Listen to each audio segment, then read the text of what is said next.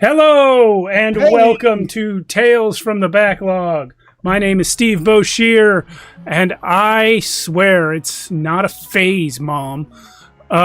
If you aren't familiar with this channel, this is Shadows of Archonia, where we play all sorts of tabletop role-playing games. On Friday nights, we have our in-person games live from the other room of my house, where we all sit around a table and tell our long-form campaign stories. Right now, we're between episodes 29 and 30 of Shadows of the Abyss, our Shadow Dark campaign. And following that, we'll be returning to Midlight City Operators, our... hey, Andrew. We'll be returning to Midlight City Operators, our Cities Without Number campaign. And following that, we'll be going into Shadows of Archonia Campaign 3, our upcoming Dungeon Crawl Classics campaign. But on Monday nights, like tonight, we have this whole other show called Tales from the Backlog. And this is where we try out as many other games as we can get our hands on in this kind of remote gaming setup with a rotating cast of players. In short, usually 1 to 3 episode stories. Tonight, as you can see, we are playing Dungeon World. But before we get into that, let me just tell you, if you like the kind of thing I'm saying, you can come join us in our Discord. We are all hanging out in there all the time. We like to discuss games and movies and games and video games and sometimes books, but mostly not. Memes happen a lot. We also, you know what we do? We discuss the state of tabletop role-playing gamer YouTube channels. That comes up frequently because we don't all watch the same ones, and this is unacceptable. So yeah, that happens. So you can come join our channel Discord. is called The Hot Goss. It's just all of you guys getting together. Mm-hmm. Yeah, it is. Yeah. If you really like what I'm talking about, you can come join us on Patreon, where we all hang out for 15 minutes before every stream. We record what's called our pregame show. We got Backlog pregame on Mondays and Archonia pregame on Fridays. Whatever we were talking about anyway goes up on Patreon the next day. It's your chance to see us when we're not on the way we are for the game, as if we're ever on. But yeah, we're even less on in the pregame. So you can come hang out with us there too. But more importantly, if you join the Patreon, you help us bring this show to you. The more profitable it becomes, the more likely we keep doing it. So far, the profit is in the negatives. But you can help change that. A little bit at a time is all it takes. But our attitudes are in the positives. We're always positive. You know why? Because, people say to you, would you still do it if no one pays you? Yes. I've always done it with no one paying me. I think you're asking me if I'm going to still do it. For years. Yeah, that's not true. As Chris pointed out, several people do pay me, but not enough money to make it profitable. Enough to make it less unprofitable, though. So that's very appreciated. And you could be one of those people. So come join our Patreon and give me $1. All right. That is it. That is it for me right now. Chris, tell us what's going on tonight. Hi, welcome to award-winning tabletop game Dungeon World, created by Adam Coble and Sage Latora. It's a fantastic game, very easy to follow, very easy to get into. Classic fantasy tropes, same kinds of classes as in D&D. Just a little more about the group rather than individual BS. Tonight we have Edward, Cindy, and Steve joining us. They are going to play detectives of sort of a Constantine / Dresden sort, going around trying to figure out all of the supernatural stuff that's happening. The world above has been totally laid to waste by some jerk wizard, and so everybody had to move underground. A large city was built, and that is where we find these fine folks today. We're going to do some introductions. I'm going to ask some questions, and then we will get into the thick of things. Who would like to start with their character introduction? I can go first. Have at her. So Dagalier, you find him inside this office. Now, are we in game, or do we have more meta stuff we have to do first? Play it how you're playing it, man. Don't worry about it. There we go. Perfect. Okay. You see this sort of graying elf character with ancient purple tattoos on his arms, on his thing, that all read different things depending on which way you're looking at them. So if he's holding out his arms, they read "Kings make kingdoms." And then if you look at it from the other direction, from his perspective, looking at his own arms, it reads "People make kings," things like that. And he is presently, right now, dictating to a magical, invisible scribe his memoirs that sound something like this. The sweat hangs in the air of Torrent like a thunderstorm that refused to break. There are 15,000 souls squeezed between these subterranean walls, and 15,000 more squeezed below them, and held aloft those 30,000 sweating backs is the nobility. The top, in the place where the cream and the hot air goes to die. Me, I'm pressed somewhere between the upper crust and the ass end of the bread. The crustiest of all of them. Dagalier of Torrent, proprietor of Arcane Inquiries. Dear Diary, Dagalier's going on about politics again. Why can't he understand that everything sucks and it doesn't matter what social class you're in, we're all going to be miserable and then die? I also forgot to mention my hideous nephew, who cannot seem to get over himself long enough to realize there's a world around him, a world full of mysteries, a world that must be solved, one mystery at a time. You can solve all the mysteries you want, but it's an exercise in futility, because one day the universe explodes. Just like this lost surface world, one day the underworld will be ruined. I just reach up and bang on the ceiling with like a magic cane I have. Stualin, there is no pen heavy enough for your words. Sorry, I didn't realize I had the auto repeater on.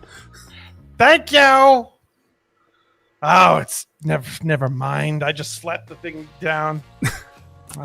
I've started this thing 15 times. I just pick up the big magic thing, ball it up, and throw it into the trash bin. There's a big pile of these things. I keep trying to start my memoir over and over again, and it's not working. I begin reapplying my eyeliner. Yeah. So, who is Dagalier? What do you do for? Dagalier is a private detective. He's been a private detective for 600 years. As he putters around, trying to ignore the fact that his nephew entirely, he can't shake the feeling that he's not that much different from his nephew. How are these both not just journalistic masturbation into a magical quill? But as he's puttering around the office, this is a very honestly well furnished office given the circumstances. He's got awards and all kinds of records of all the different things he's solved. He's worked with kings and with dukes and various little snapshots and scribblings of all the various things he's solved over the years. Many with his nephew, actually, despite whatever quibblings they might have up front. They're both very clearly prominently displayed there. They're both very notable in clue finding and mystery dissolving in the city of Torrent. So that is Dagalier, an elf, too old for this shit. And what class? I heard you say that. He is technically a bard. He is underneath a bard, but he has never barded. He does not have a history of performance or anything like that. He's just maybe good with words, but that's about it. Okay. Who has you reconsidering being a bard? He's not a bard, but I would say if he's reconsidering being a private detective, I would say probably the city of Torrent in general has him reconsidering. It's been a long 600 years. It's been a lot of cases, and he'll tell you that it's because it's just too much. The city's too crazy. But the truth is, it's getting too samey. It's too easy now, and he has not properly been challenged in a while. Are you at all curious about the surface world? I think there's always been he always figured maybe when he retired he would go up there and try to make heads or tails of it. He's never gone before, but he is passively curious. And what's the best part about being a detective? He likes to make sense of the world. He likes to put the world in a row and everything, dot the lines and everything, and also to like strip back all the pieces that seem to be chaotic and nonsensical, and then you pull back the layers and realize, no, it's just a twisted web of various needs and desires and machinations. It's just people underneath, and he finds that very fascinating. Excellent. Mad Marley, what do we know about you? Mad Marley. So Mad Marley has a hovel in the city of Torrent, in a dark alley. She is old, but she won't tell you how old she is. She often acts older than she actually is to get handouts or whatever. But she's a thief and a pickpocket and all these things. At one point in her history, her marbles got a little mixed up, but she doesn't quite remember how. Perhaps she leapt off a building that was too high. Perhaps somebody clubbed her. She doesn't remember. She has worked with Dagolier before. Dag. Dago. For a while. She hasn't seen him in a while, but she likes to wake up just as the merchants are coming out and peddling their wares in the street and getting her morning sustenance and picking a few pockets. That's like her daily thing. Excellent. Are you part of the Thieves Guild? Not per se. She was at one time. She will work with them once in a while. Sometimes they will ask, or they'll send like a young one to her for some mentoring. But she doesn't like to be a part of any institutions any longer. It's too much for her. She doesn't want to be tied down. Sorry. Keep going. To any rules at all. Sure. Why did you recently return a stolen object to the person you stole it from?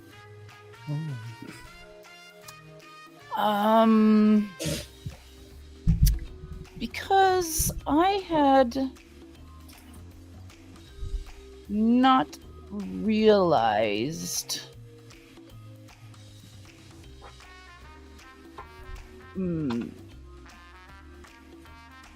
that it was connected to some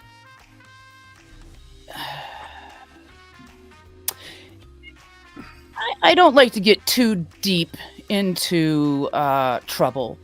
I like to stick on like kind of the outskirts of the crust of trouble. That thing was going to get me into some really deep shit. So I put it back. I give it back. Okay. And who has stolen your biggest score from you?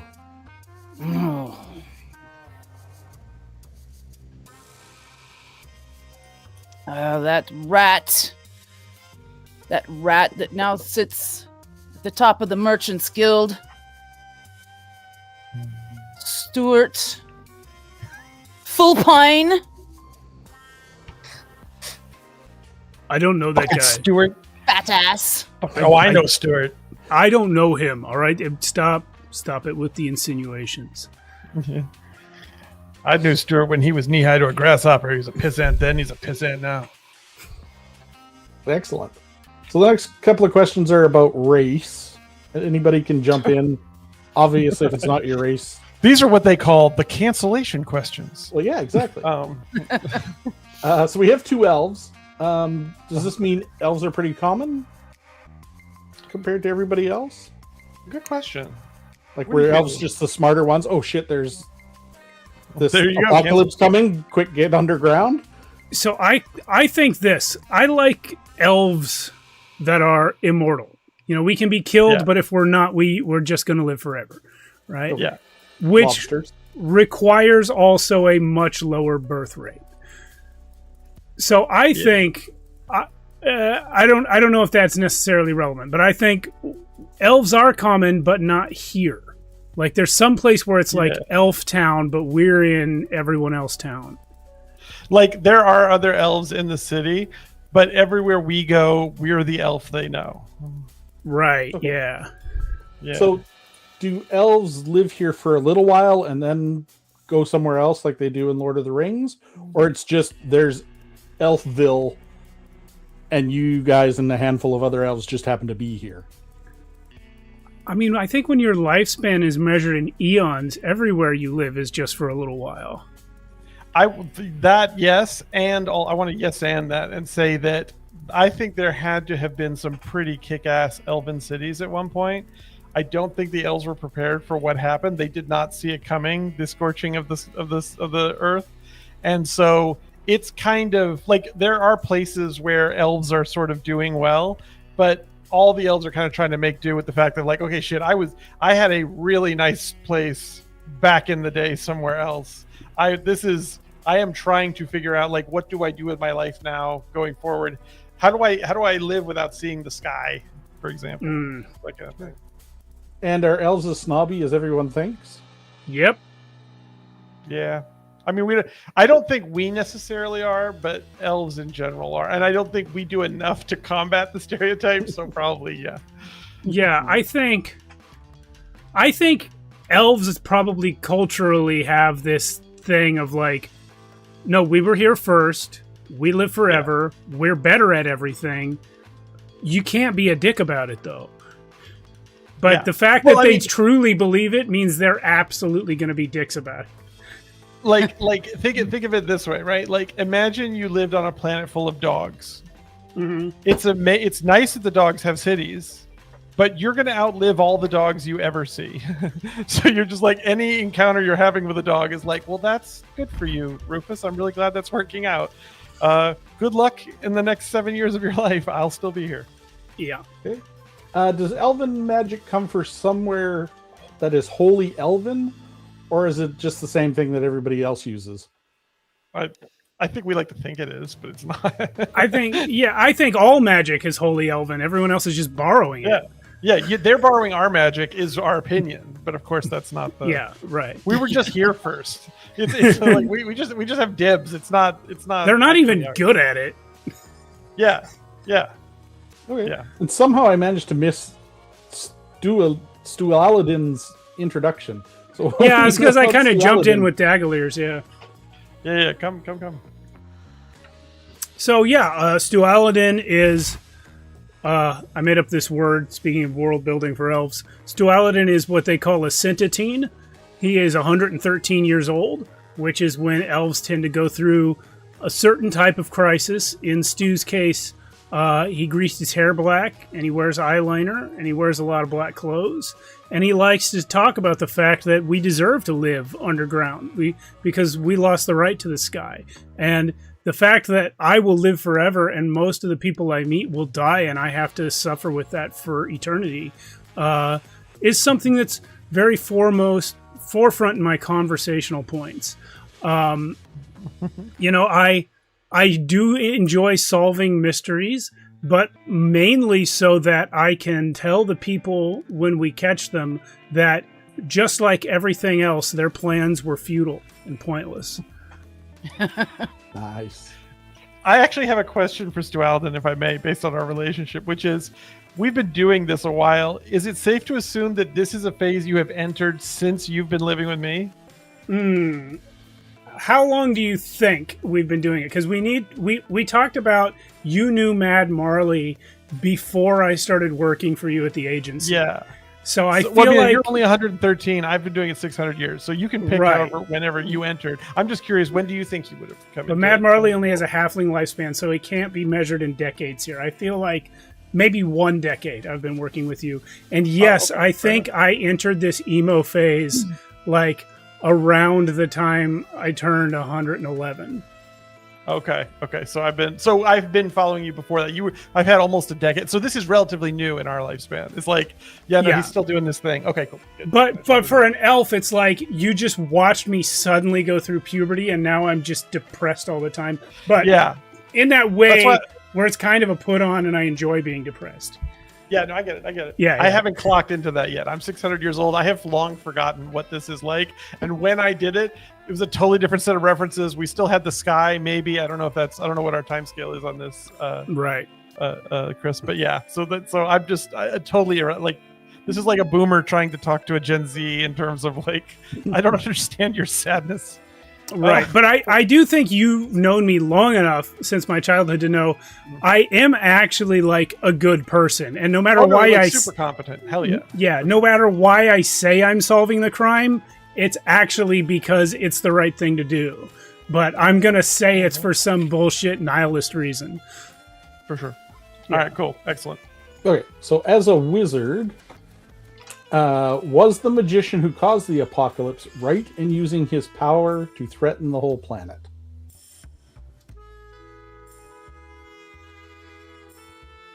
No, but probably anyone else would have done the same thing. Did you go to school to learn magic, or were you privately tutored?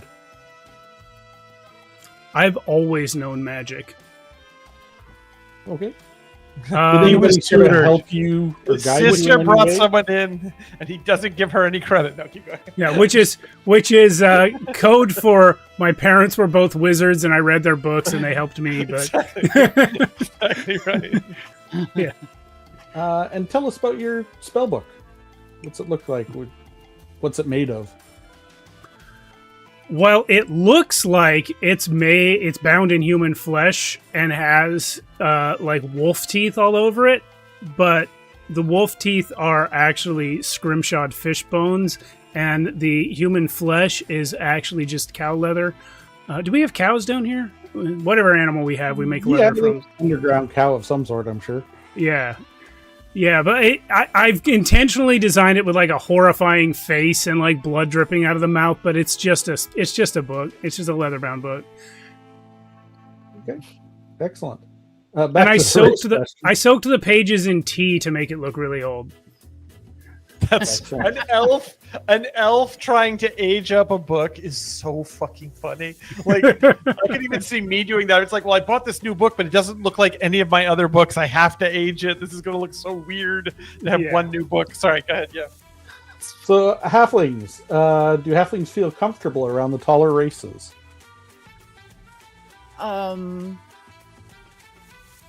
I think they feel comfortable for the most part. They don't feel uncomfortable. They're just like trees, so they just scurry around them like such. They're just moving trees. Okay, I love that. And since age was brought up, how long-lived are halflings? Oh, okay. So I'd say like the eldest of eldest lived to around 300. Okay. So that's about it. Do halflings marry for life? Does anyone? Yeah, does anyone?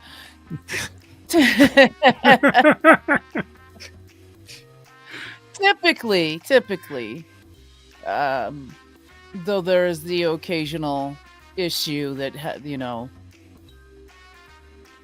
where people have to separate, and that's fine. Are all halflings proficient in stealthy arts?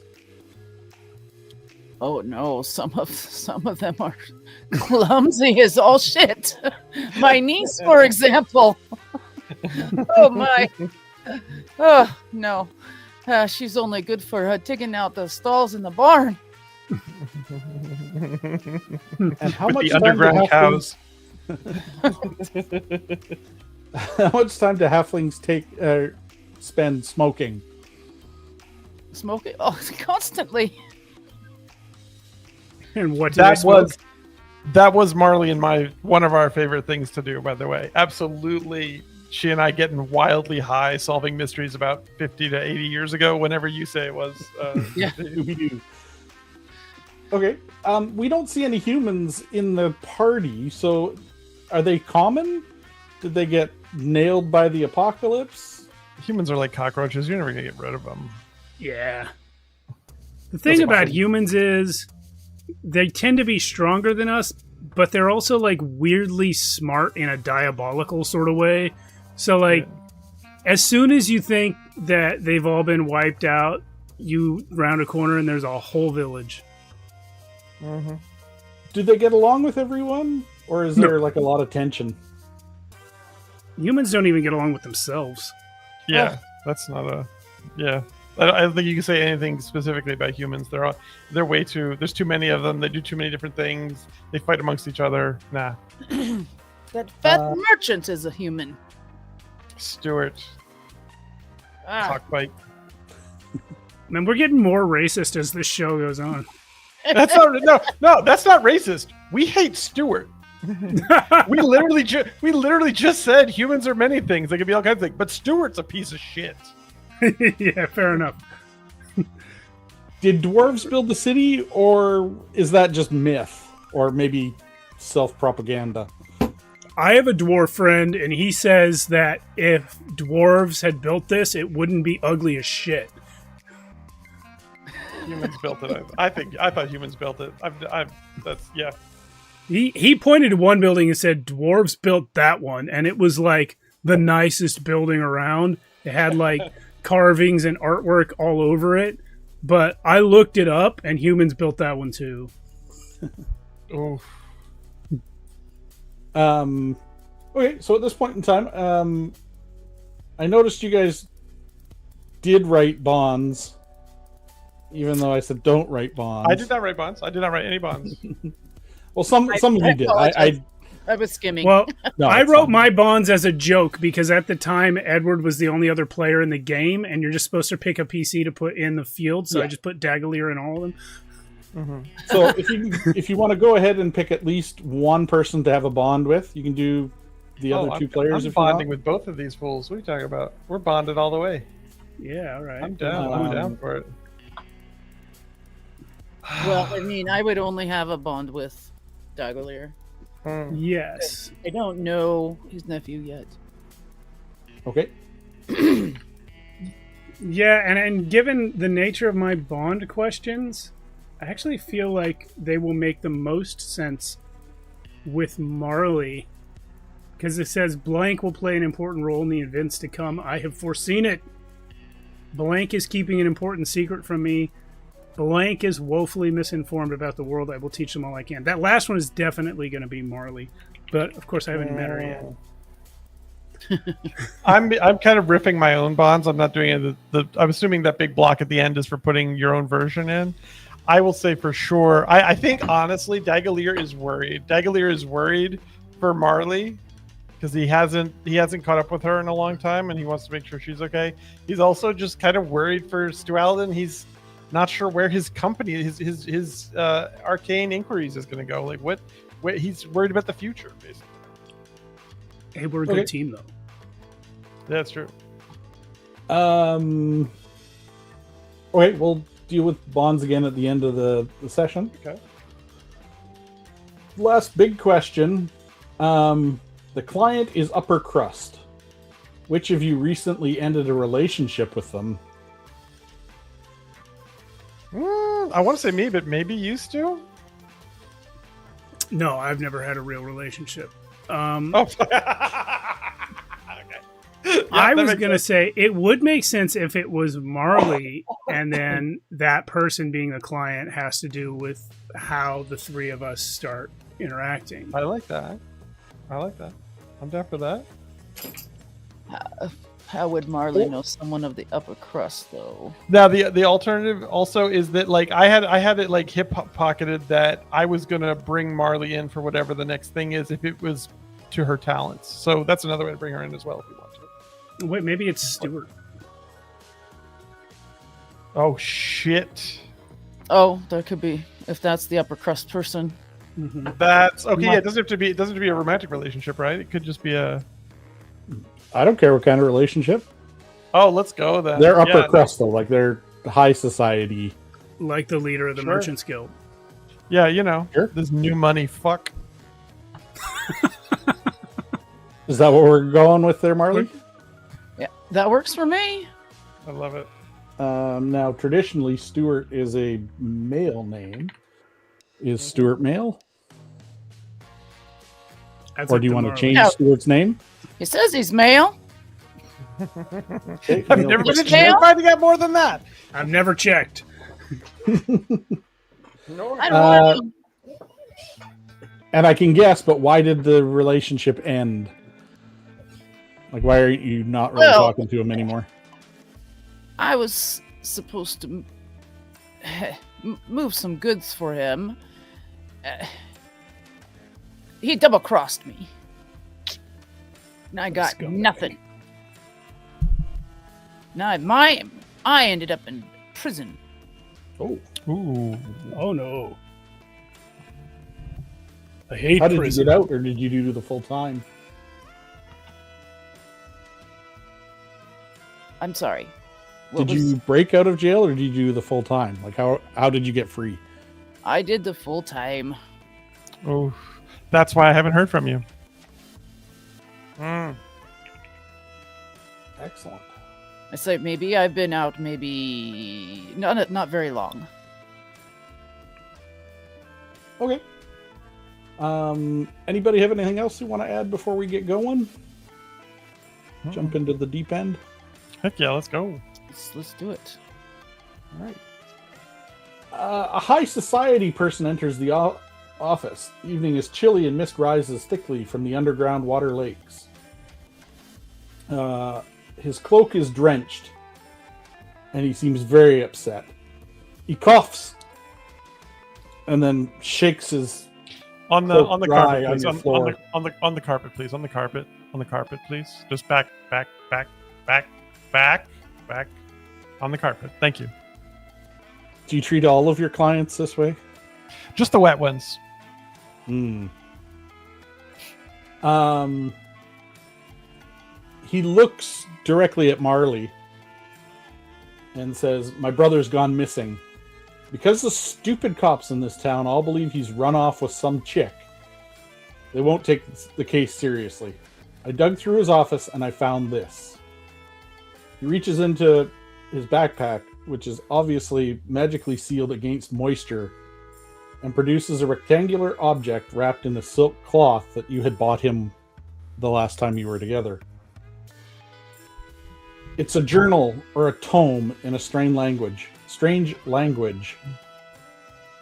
Be careful. Just looking at it stung my eyes and frosted my hair. I also have this, and he pulls out a velvet pouch and tosses it to Dagalier. Do you open it? It's a velvet pouch. Doesn't feel very heavy. Yeah, I kind of weigh it with my hands. And what exactly? It's his finger. It's frozen. And I'm sure it's his. Hang on, I have someone uniquely attuned to this task. Stu, something gothic and horrible has entered the office. You hear like running and shuffling from upstairs. This chair scrapes real fast. My feet pound down the stairs, and then I walk in the room real slow and go, "What?" Please take a look at this, would you? And I toss him. I think it's a human's finger. Ugh. All right. Yes, I have a cantrip for detect magic. First of all, I want to know if the finger is magical. There is magic lingering about the finger.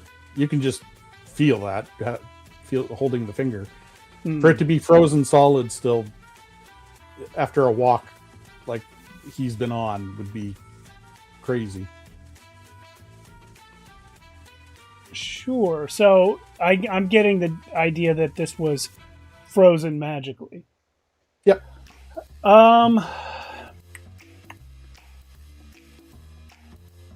Okay, here's a question. Edward and I had this discussion about the spell Contact Spirits, and I decided to leave it to you, Chris. Now, when I read this spell, I read it as basically asking the neighborhood demons if they've heard anything, checking with spirits to see if they've got their ear to the ground. But also, it doesn't specify what type of spirit. It just says name the spirit you wish to contact. Could this be used to talk to the ghost of a dead person? For sure. Then I will say to this man, what's your brother's name? Eldry. I take notes in my book. I would like to cast Contact Spirits and see if I can reach Eldry. While this is happening, literally Marley and I were in the middle of trying to reconnect. I've only just found out some of the things. I was serving tea when this dude just rudely burst into my office. So right. I just finish pouring the tea for her as my nephew goes to work. It's very hot. It's very hot. He's gonna do this. It'll be fine. He's very good. Watch him do it. He's very good. All right, I'm rolling. That's a 2 and a 3 on the die. Plus 2. I have rolled a 5 on my spell cast, which is his bangs get in his eyes sometimes. Sometimes he's not super able to focus. That happens. Are you sure this is Eldry's finger? How sure are you? Positive. Did you actually look at the finger when you did you actually open the bag, or did you just Oh yeah, I looked at contact his spirit? I looked at it. Okay. So I forgot it was on in the a bag, finger actually. is his signet ring that identifies him as a counselor for the city. How sure can you be that they didn't take his ring and put it on a different finger for some reason? Not that I know why they would do such a thing. But can you identify the finger itself somehow? Stuart kind of scrunches up his face and goes, I mean, why wouldn't somebody just steal the ring? It's valuable. Why would they bother swapping somebody's finger for it? Well, why Just would they take kill it. your brother and leave his finger? Why any of this? That's why I'm hiring you guys. So as he's saying this, I just turn to Marley and I go, oh, Stuart's brother on the council. Got it. Okay. Got it.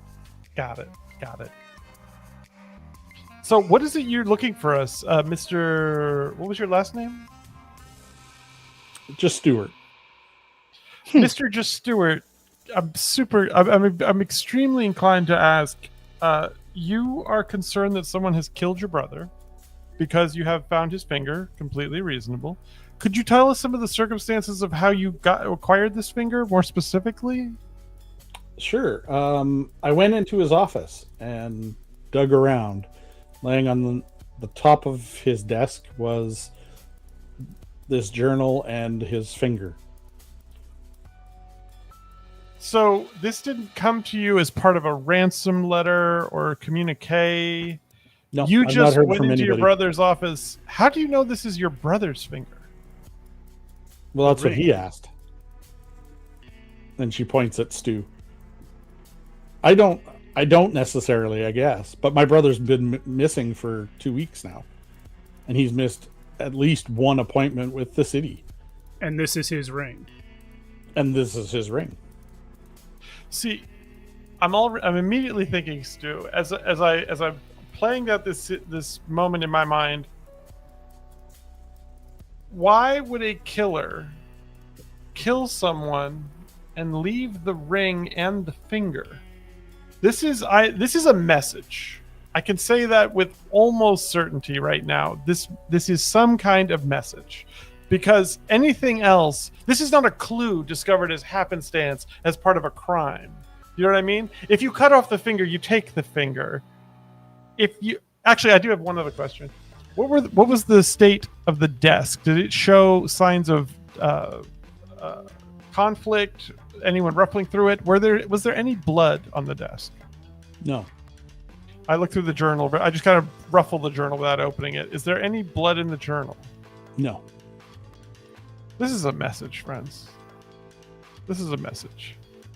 Or Who do some you- sort of double cross. And I stare daggers at Stuart. Yeah. Look, we have double- history, but this is family, and I'm willing to pay you good money to find my brother. Find out what happened to him. Who killed him? Where's his body? If you can find his body. If we can find his body, indeed, Stuart, just Stuart. My question 600 to coins you, per person per day. that seems reasonable. Well, does he have any enemies? Well, he's a councilman. Well, I mean, he's a chancellor or a counselor of the city, so he's not always super popular, depending on what the city's rules happen to be on any particular day.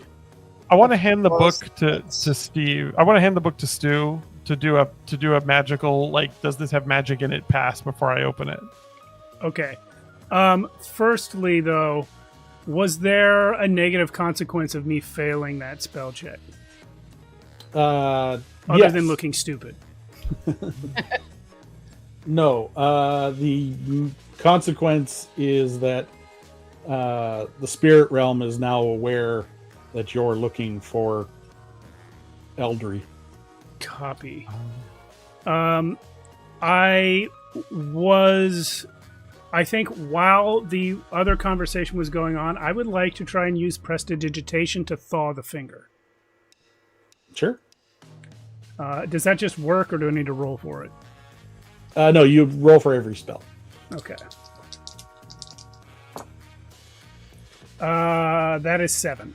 So I'm in the Excellent. success with consequence range, I think.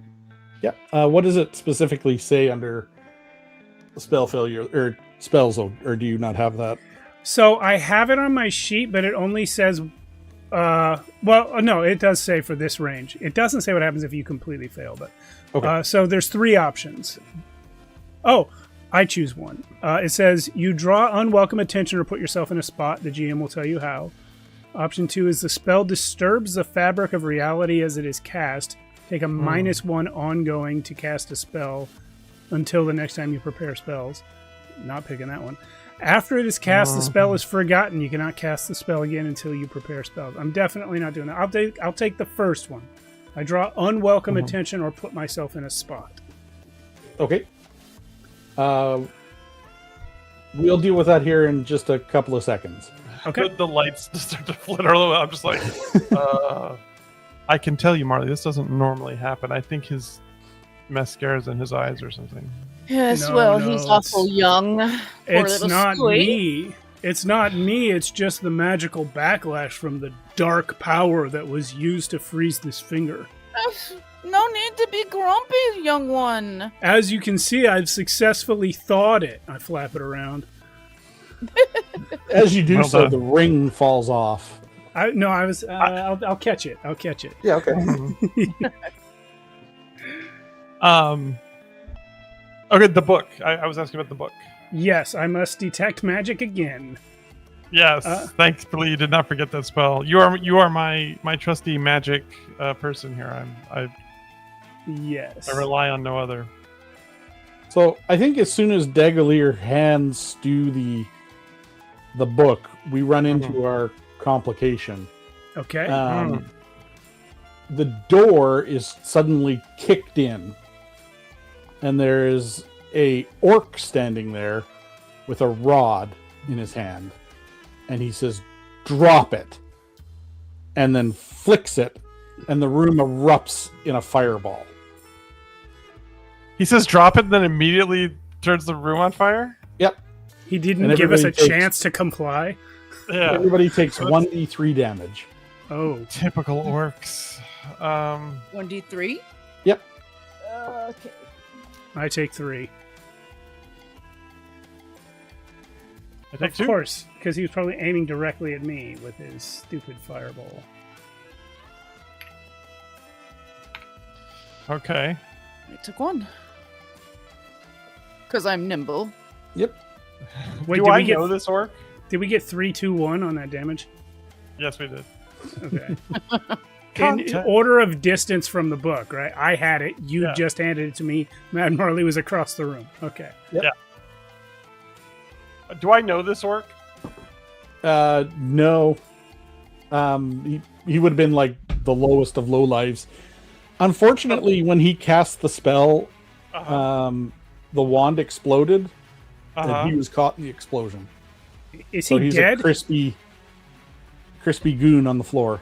Okay, so I'm bringing tea to my mouth. He goes and does this woof with the fire, and then just parts of him in the tea. Like, I am so sorry, Marley. I switched to the action fight music as soon as Chris said, "Unfortunately." There's no fight. The man's Never a dead. dull moment around here, doggo. I'm sorry. Steve, I guess you could bring up the picture of the journal. Oh yeah. If I did shitty art, we might as well look at it. Hey, come on. We can enjoy the shitty art together. Yeah. There it is. Oh, there it is. Oh, nice. So this is the journal I'm currently holding. Okay. It's someone's precious IP. Yes. I would now like to cast Detect Magic on it, as I was asked, even though it may, in fact, be covered in orc guts. I'm laying down like blankets and towels to soak up the orc and the scorching.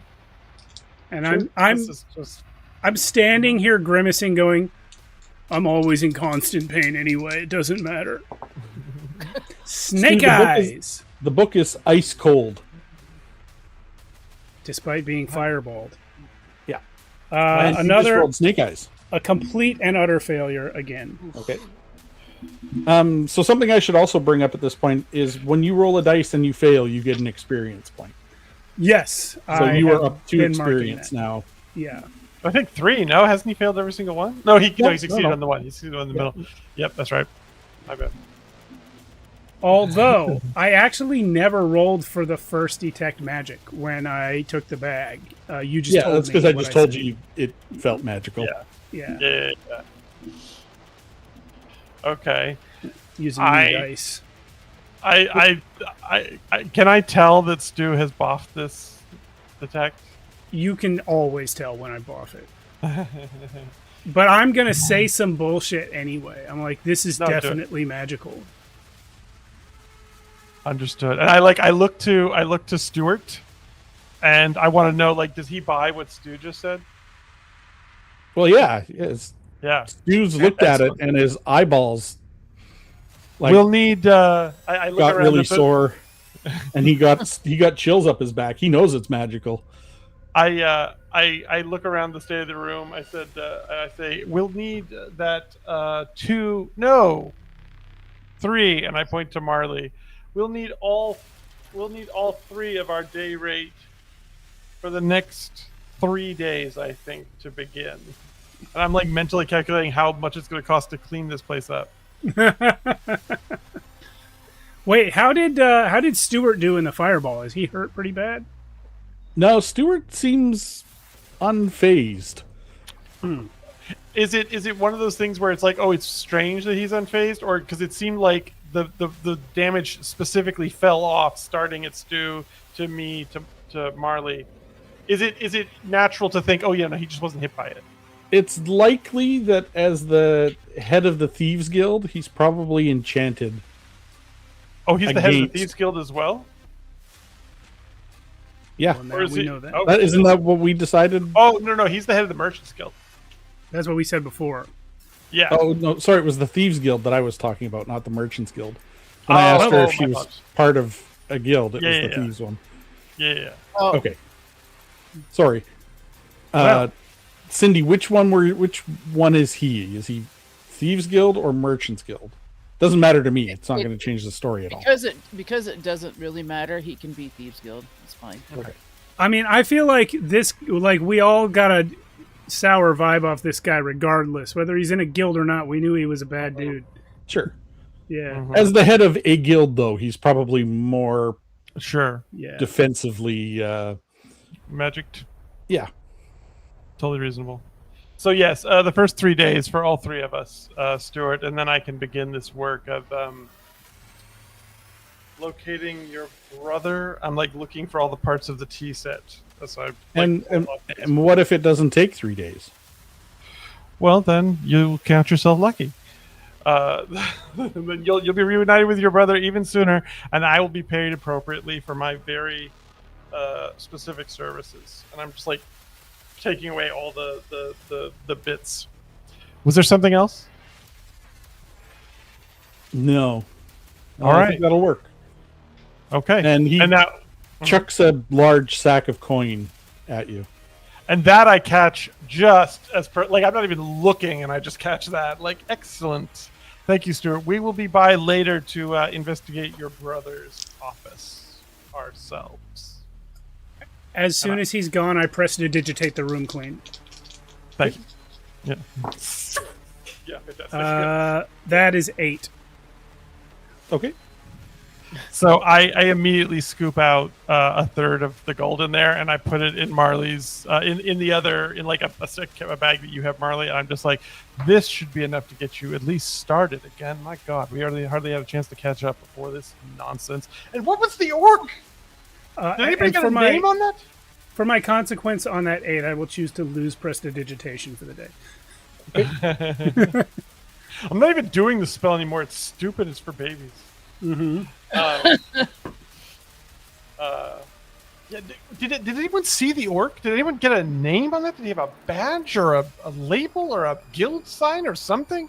Can we go through? I'm piecing through the body pieces. Yeah. Yeah, go through whatever's Is left there of anything him. but dust left of I him? cleaned up the gore, but probably his like clothes and gear are still lying there. Yeah. Is there any sign to who he was? It's very like it seems obvious to probably Marley more than the two of you. Mm-hmm.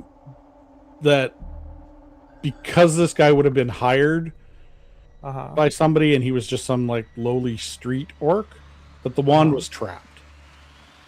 And so it has absolutely just charred his bones. Everything on him is gone. And you've got sort of a black soot stain Yes.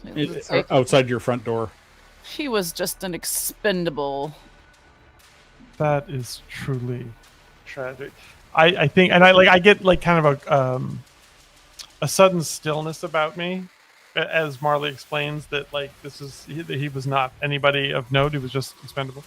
I think we should be doubly cautious, friends, as we go out, because it's clear that we're dealing with a very committed level of criminal. But also, given the fact that they just leave the fingers of their victims lying around and send others off with trapped wands, they're extremely stupid. And in my experience, that is one of the most dangerous combinations of criminal to have. Well-resourced, committed, and stupid is extremely difficult to extricate. Okay, so I've made a custom move called when you take a case that smells like frozen wastewater and old regrets, roll plus wisdom. So I need one of you to make a roll and add your wisdom modifier to it. I have 1 for wisdom. What do y'all have? 1. 0. Oh, okay. It's 2d6? I'll roll it. Yes. I technically took the case. 2d6 plus 1. I got 7. Oh, is that right? Hold on. No, I got 6. I got 6. Okay. Damn. It should have been 7. I know. Wish I had been. You watch as the journal thaws, and then just melts away. The journal's gone? Yep. Yeah, you're basically holding a soggy piece of cardboard at this point. Oh, no. I want to wrap the cardboard up in some kind of like preserving cloth. Whatever we use to preserve evidence in these times, I'm just going to real officiously like, okay, right now we don't know what it is. I try to actually preserve the water that is leaking out of it as well. Just we never know. Sure. And I seal it away in something that will hopefully, clue-wise, an evidence bag, if you will, but for these times. Pay no mind, my nephew. Stu looks at you guys and says, all right, I am going home. I have told the servants at my brother's place that you may swing by. to look at his office if you wish. Uh-huh. Other than that, you know how to get a hold of me. That I do. And he turns around and walks off. I just look at him as he goes. The door closed. I just turn back to Marley. He's just a piece of shit. I see exactly what you're saying.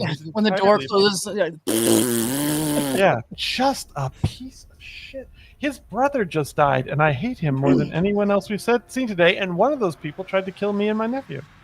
I spent the last 5 years in prison because of him. That doesn't influence my opinion for the positive. I'll say that much. But even if I didn't know that, still a piece of shit. Can I use a discern realities move here? Of course. I would like to do that because I feel like there's definitely information available to us already that we're not clocking. Fail. Okay. Mark experience. You're going to level up. I'm going to level up. Oh, wait. Do I mark experience for rolling the fail on that roll I just did? Yeah. Mm-hmm. Oh, Every cool. time. Every time you fail. Nice. Anytime you roll a 6 or less. Yes, sir. Okay. Okay, so you don't come up with anything. You're almost positive something on that book rang familiar to you, but it's just gone. Since the book is gone, you can't study it enough to figure out what might be going on. I don't want to retcon, but I want to call out that I had this thing, and had I known, I would have done it. But it doesn't have to be this way. I have a thing called Bardic Lore, which is the first time I encounter an important creature, location, or item. Yep. I can ask the GM one question about it. Have at her. Would that be a reason? Okay. I think the question that I would like to ask is, does this book appear to be in the state, like, does it appear to have been trifled with by someone other than its owner? The lock mechanism looked a little bent, but when you were feeling around with it, the lock feels like very substantial. It's definitely much stronger than what it should be for its thickness. So the going to water, it seems like a little bit like a Mission Impossible suitcase. This thing is kind of self-destructed, basically. This isn't necessarily correct. It could be. Okay, that's something at least. Okay. Well, friends, who's up to put some truth out into the world? Truth doesn't matter. Okay, sure. It's Anyway, interesting person your nephew is. who are you, by the way, halfling woman? Stu Aladdin, this is my dear old friend, Marley. Marley and I worked many cases together. You'll find her in about the 50 to 75 years, somewhere back in there. And I just point towards one part of the wall with all the awards and stuff. That's about where she and I were doing work together. She's an excellent companion and not too little clever with things of a more roguish nature. Definitely good to handle. Was she one of the ones you were married to? No. Oh, like I would marry an elf. Oh my goodness. See, exactly. The two things that we both agree on is that elves are a bit shit. You're so young. Has your uncle not spoken of you, of the birds and the bees and such? I'm much older than you. You are yet so young at heart, my nephew. Shall we? I'm not young at heart. I'm an old soul. And I'm going to stomp up the stairs. That's right. Wow, isn't he the... My. This is just that period. He's going to be this way for... And I'd do the math, and I'm like, sadly, for probably the most of the rest of your life, but he will eventually kick out of this. What's funny is 25 years ago, I was super mature. I had a job with an office and everything. No, he was killing it. He was absolutely killing it. I wish you could have seen him then. But you know what? He is nonetheless my nephew, and he is an excellent detective. Where I'm very grateful to have him. It's just right now there's a bit of he kind of gets in his own way a little bit. I think you saw that with the book and things. He's in his head a little bit about the darkness of the world, and it's you know how it is. You just learn to smile at the shadow, right? What else can you do? I just had a funny idea. Shadow What if is my elves have? friend. What if elves have to Exactly. be teenagers again every 100 years? That would be really Kind of like the Vulcan thing, though, right? What is Yeah. it The called? Ponfar, Yeah. but with being an immature douche. Yeah. Well, that's the reason. Then you're really only this way for the next couple of years. Maybe you'll be out of it sooner.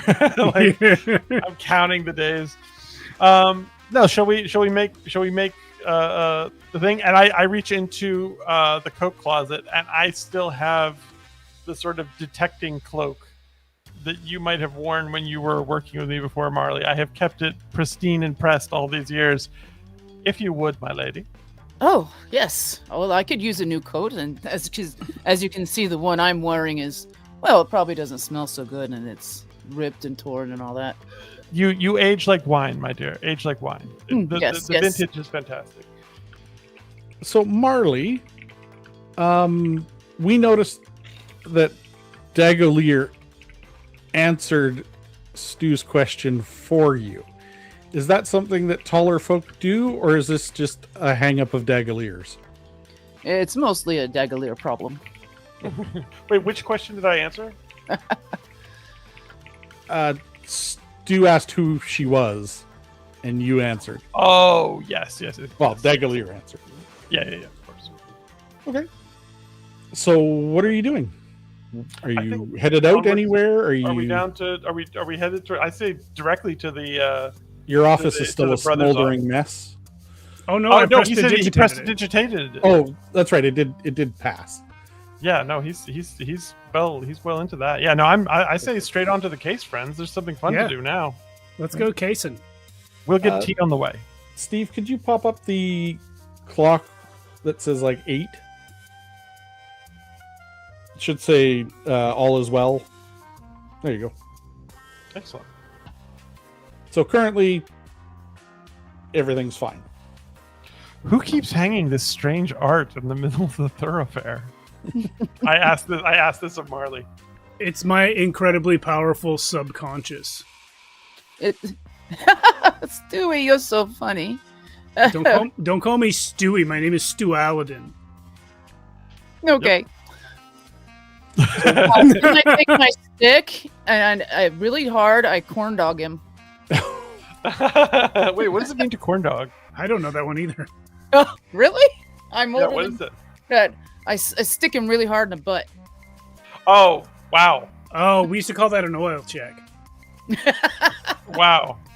Different generations, just right Yeah. in the butt. Right on. So where are you headed? I would assume to the brother's office. Yeah. Okay. And I'm in full detective regalia now. Like I've got the thing, I've got the fine glasses, I've got a cane, I'm doing the whole deal. What is Stu Aladdin's approach, fashion-wise, to taking cases? Do you change your clothes at all, or are you still like gothing it? I think if I'm trying to look professional, I move my hair out of my eyes. And that's it. Okay. I've still got like fishnet sleeves with a black t-shirt over it and like studded leather bracelets and a collar. Does the collar have anyone's name on it? My own. Your own? Do you have the black trench coat though? No, not a trench coat Oh guy. wow. Oh, No. not a trench coat guy. All right, fair enough. Bomber jacket? You know what? I'm probably wearing like a flat, like solid black kilt also. Oh, okay. That's actually very classy. Yeah. I like that.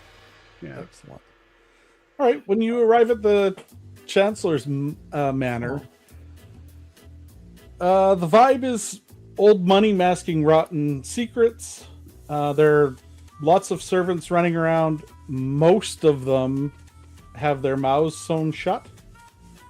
And they walk through hallways that have got long streams of candle wax dripping, sometimes from the sconce all the way down to the floor. You can't see them, but you're pretty sure a house like this holds many hidden rooms. I don't say anything, but I just kind of look at both of my companions here. I've seen a lot of shit. That's kind of fucked up. Sewing the servant's mouth shut, kind of fucked up. Yeah, that's pretty fucked I'm getting up. a little pissed, honestly, but I'm gonna. I just flagged down the nearest one. We're looking for Counselor Eldry's office. I was sent by his brother. We are Arcane Inquiries.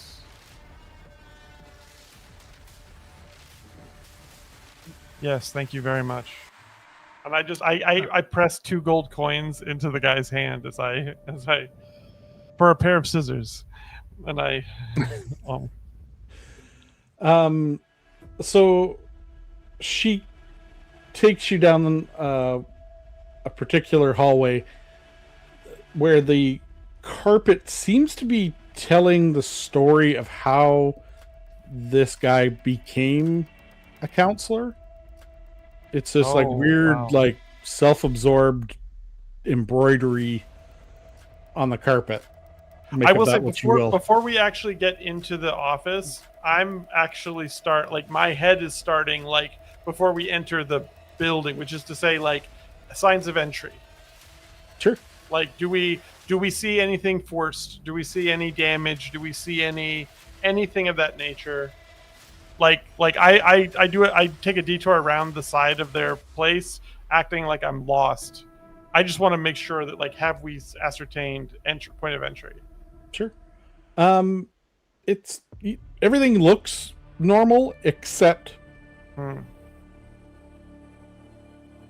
big frozen raptor-like tracks, twice the size of a human. That is, and when I say raptor, I mean the bird, not the dinosaur. Like a bird. Yeah. That's good to know. Okay. And they're just frozen tracks, and they do lead right to the office, and they come from like through the window, or are you mean like in the actual building? Like no, they come from in the building. It comes down. You're surmising it came from the chimney. Wow, that's the first place you see the tracks. Wow, and then they come down the same hallway that you're going to, and into the Chancellor's office. Wow. The chimney can be a good entry point. Hard exit, though. Well said. Does it look like they still... I lean to Marley and I say, does it look like they left the way they came? Can we tell that? You can do a discerns reality roll if you'd like. I feel like as a professional infiltrator, she will have some insight I will not have. I don't so know. You can roll plus your intelligence. Discern reality is plus wisdom. Yeah, I don't. I have a 0 in wisdom, so I think anybody with. I think our detective overlord is the one to do it.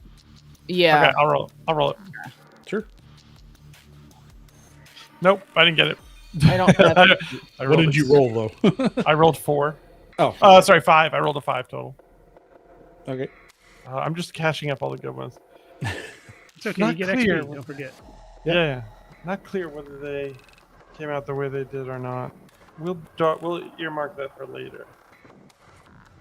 Okay. So when you open the door to the Chancellor's room, it's spotless. Like there's not dust anywhere. The tracks don't actually go in to the office. They just sort of stop outside. And in fact, they stop far enough outside that the door can swing freely. Whoa. Nephew, I've just thought of something. I'm assuming you brought the finger. Oh, yeah. I've also brought the remains of the book, the journal. Perfect. I've just thought of something.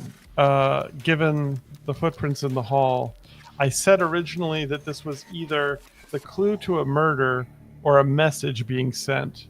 But I've thought of another option. And as I sort of walk to the desk, I just sort of tap it and look around. It may have been crumbs. Kidnapping. Crumbs, Or as in consumption. he left a mark on purpose for us to follow. Crumbs as in consumption. He may have been consumed, and that is the part they didn't get. If you notice the footprints outside. No way to know right now, though. But it Ooh. might have been. But A then why snack. no blood? Exactly so. But then no blood. Now that we're in the room, was what Stuart said true? Like, I guess I'll roll discern reality. Like, is it?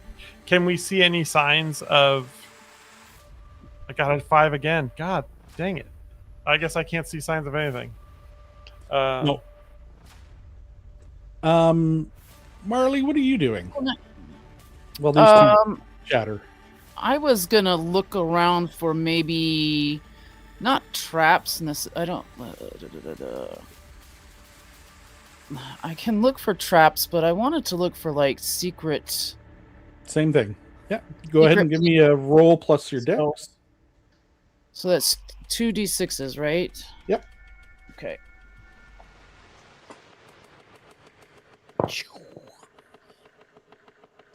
And 8.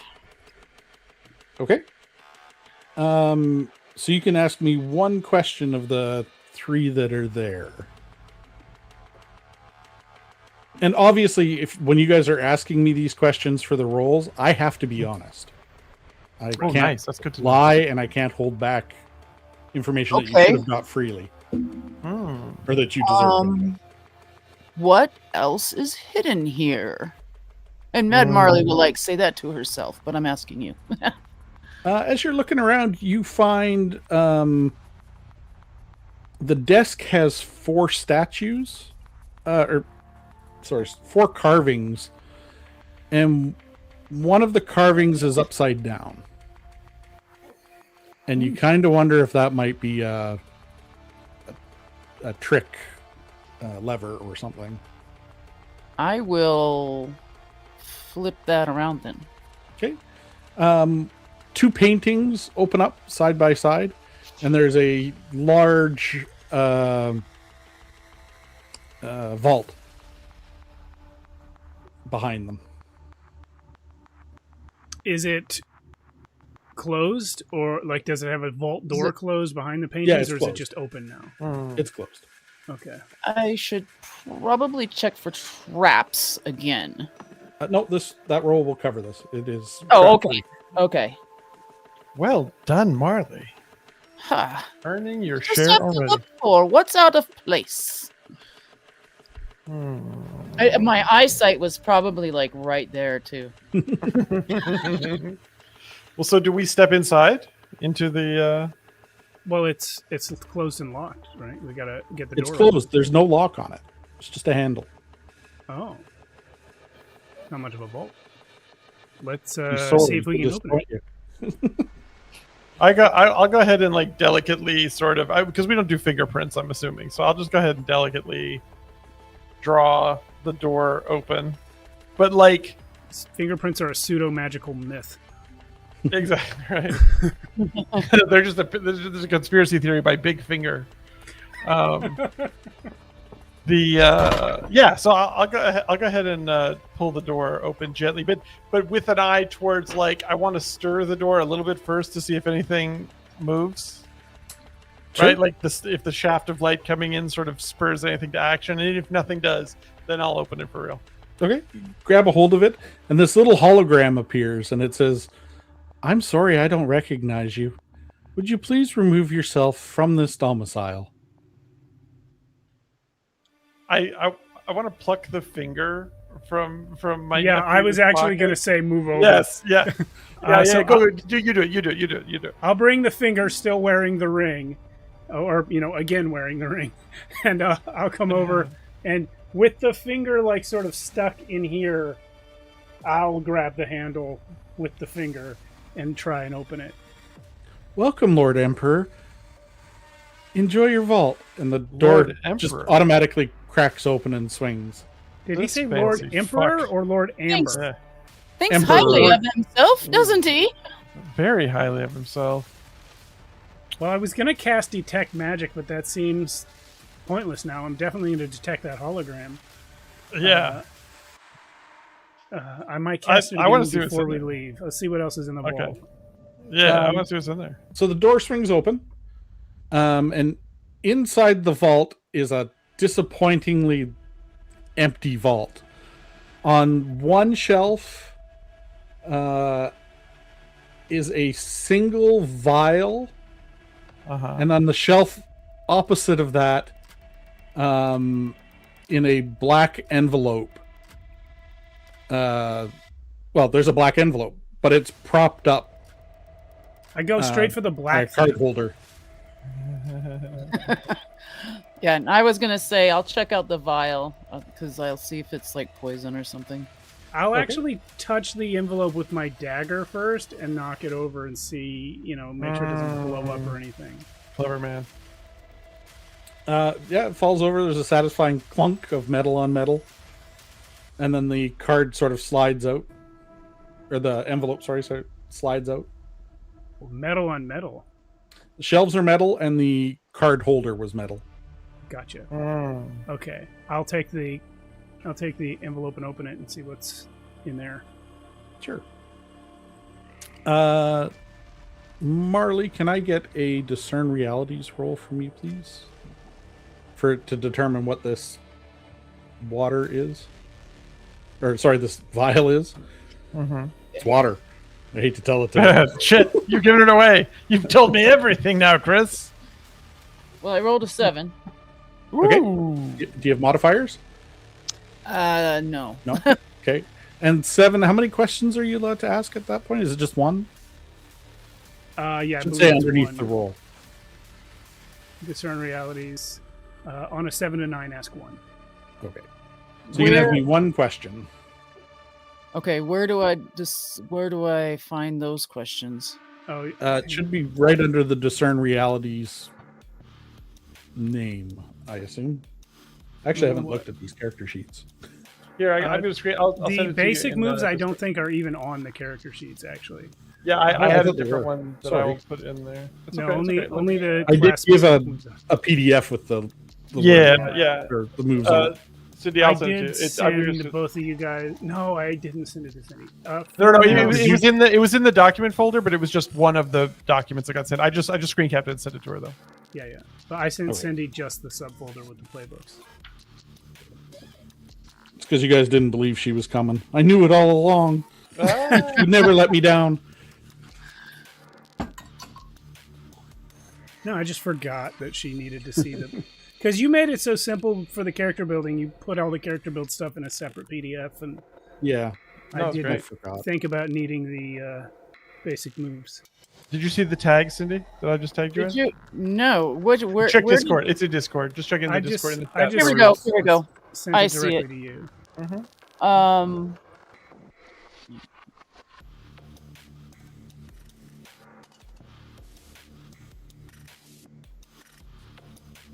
And I will go ahead and send you the PDF so you can see all the basic moves.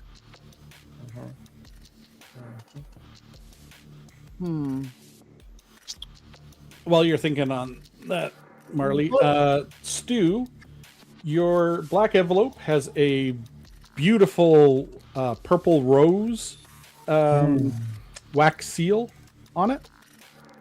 Cool.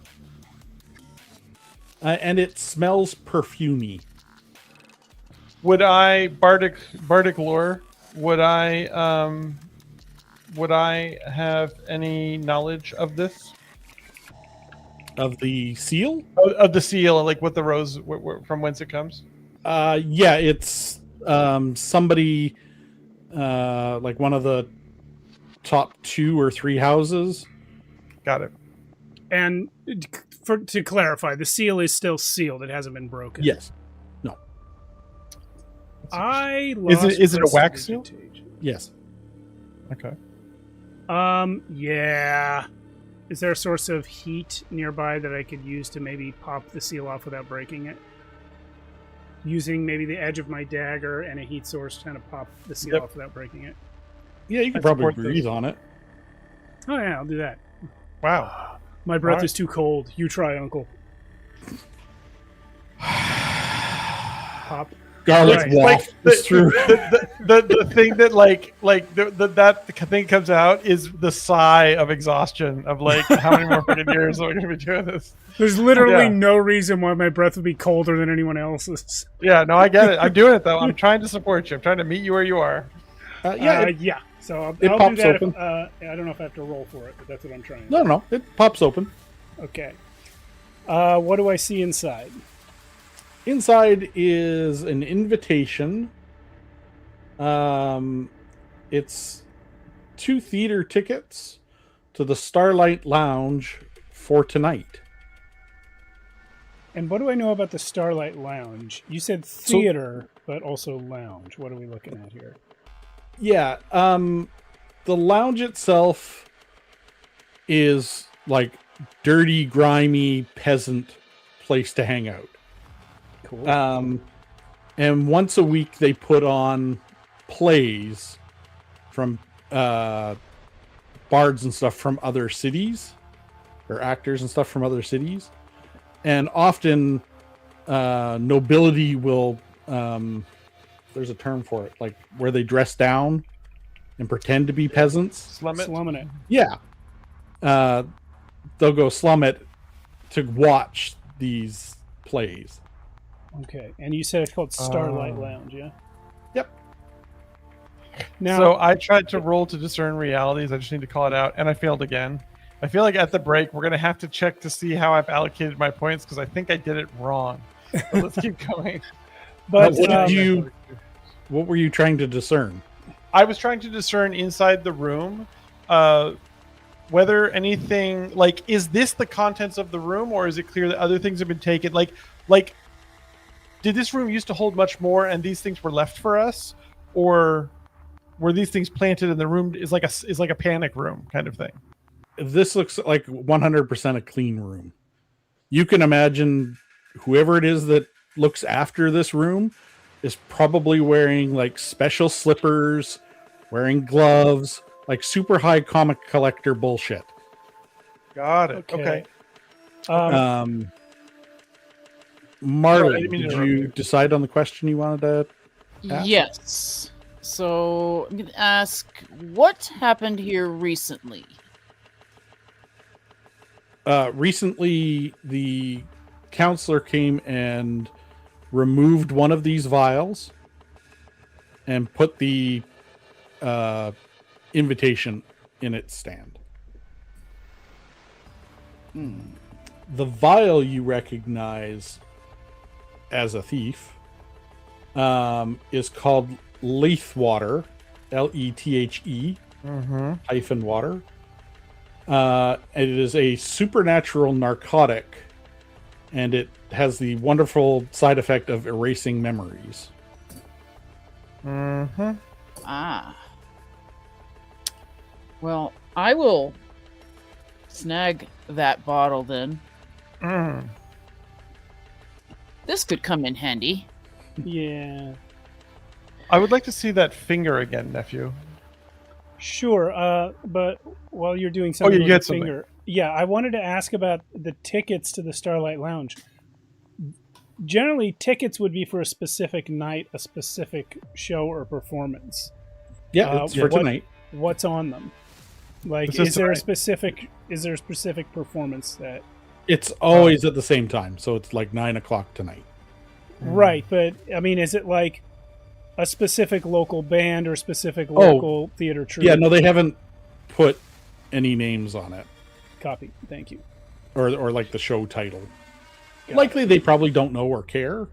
It's more of the like, hee, we snuck into the like lowbrow. Yeah. We got to see this really cool thing. You know, just another way of thumbing it. Right. And yes, I you can want have to the finger. I want to know, looking at the finger, I just want to know at the edges of the finger. I want to know, like, was it cleanly severed off, like as a knife? Does it have ragged, torn edges as though it was bitten or pulled? Like, or is like the skin distended at the edge because it was torn? Like, that's, I'm kind of curious about. It looks like it fell off from frostbite. Okay. And as you come to that reality, the vault door closes. I should have detected magic. Okay. This is just as a heads up. This is because you failed your discern realities roll. No, that's entirely valid. That's entirely valid. Hold on, I'll cast Fireball. Wait. Not yet. I don't have Fireball. Okay. Let's go for break before we solve this problem. I Yes, love let's it. do that. I love it. All right, thanks, Chris. We'll see everyone in about 10 minutes. Love it. And we're back. I can't help but thinking that all's not well anymore. How's that? I mean, it's clock? just a big steel door. It can't be. We're that half bad. past fucked, Steve. And you guys just see me just ram right into the door. I won't be trapped again. Ooh. I start doing the like feeling around the edges of the door to see if there's like, because normally a vault, you don't lock it to keep things in, right? So I imagine a safety catch or some kind of like backup switch or lever or something of that nature. You see a single tear fall down Stu's face at Marley's emotional outburst. Her futile rage in a helpless situation. It's just exactly what I need right now. It's just exactly what I need right now. Jesus Christ. Fuel for the cold heart. Yeah. Yeah. Any switches, levers, safety things of that nature? Yeah, there's a pretty obvious like red marked button. Nothing happens. Uh-oh.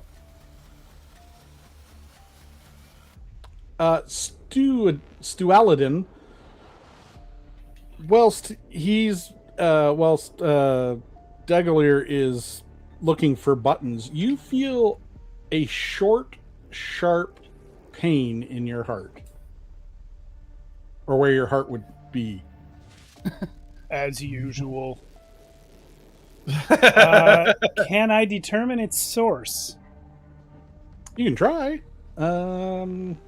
Maybe detect magic? Yeah, give that one a Roll for ennui. Okay. I failed detect magic again. Excellent. We're doing good. I will We'll take mark some XP. sort of consequence for that. I will mark XP. I will not. I'll go ahead and take the -1 ongoing to cast any spell until the next time I prepare spells. Okay. And then immediately after saying that, what I'd like to do to help us get out of here is cast Unseen Servant.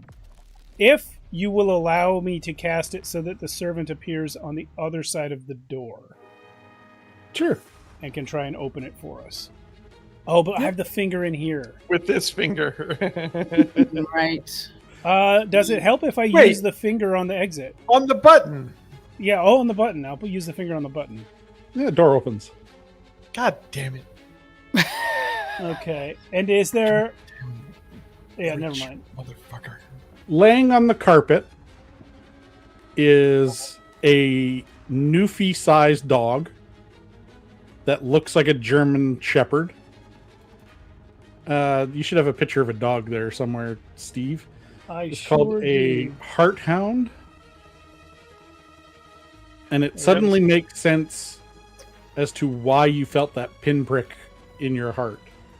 What it's done is it's used its ability to hear a heart and then track it regardless of where that heart goes in the entire world. I will kneel and so down. It's marked you as something dangerous. I will kneel down and without coming close to his face, I will hold out my hand in case he wants to sniff me. Nope, doesn't budge. Is he looking violent? No, he's just laying down. Oh. But you do notice can I pet one him? ear flicks between you and Marley, and the other ear stays locked on Stualadin. Can I pet him? Does he seem amenable to petting? Would you like to try? I would. Okay. Yeah, you walk over and pet him. It's fine. Hey, buddy. You miss your man?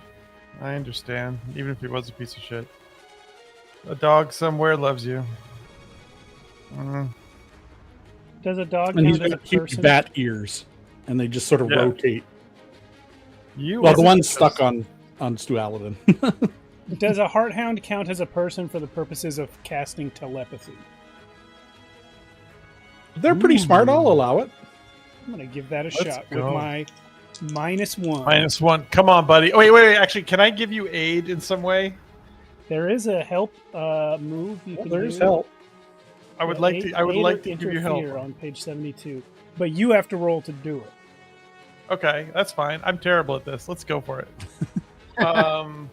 Oh, Well, how are you helping? What are you doing to help? I think that honestly, I am actually being legitimately like that. That's actually one of my bardic traits is to be open and honest with somebody is kind of disarming.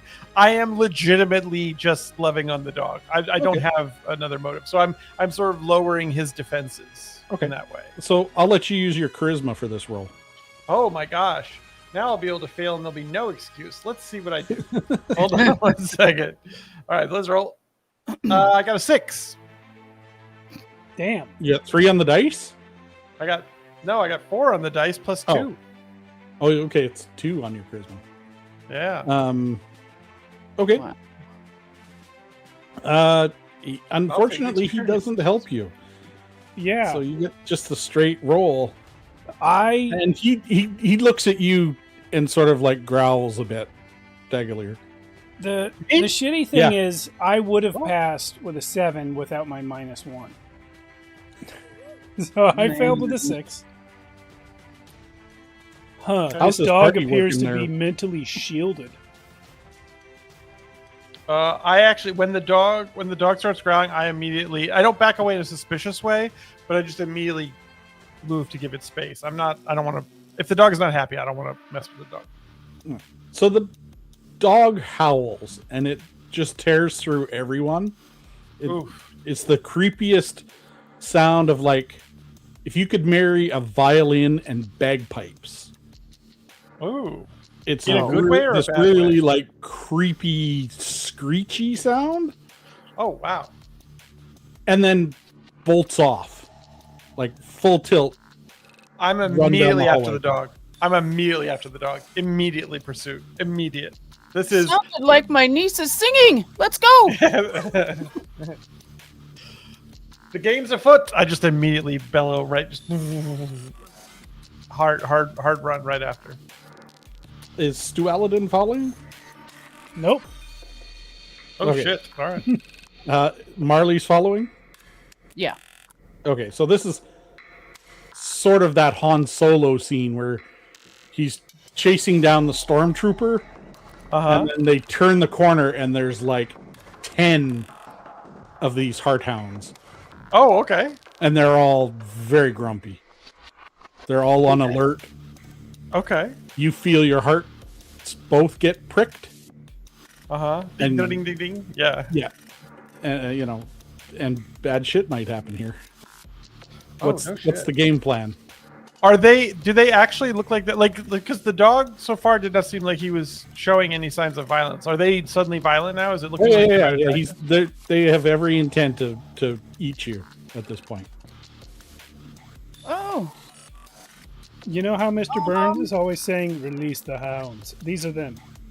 These are the hounds? These ones don't have bees in their mouths.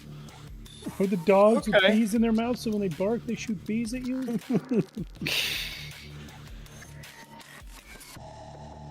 Okay. Interesting. Okay, this is crazy, but I'm gonna try it, okay?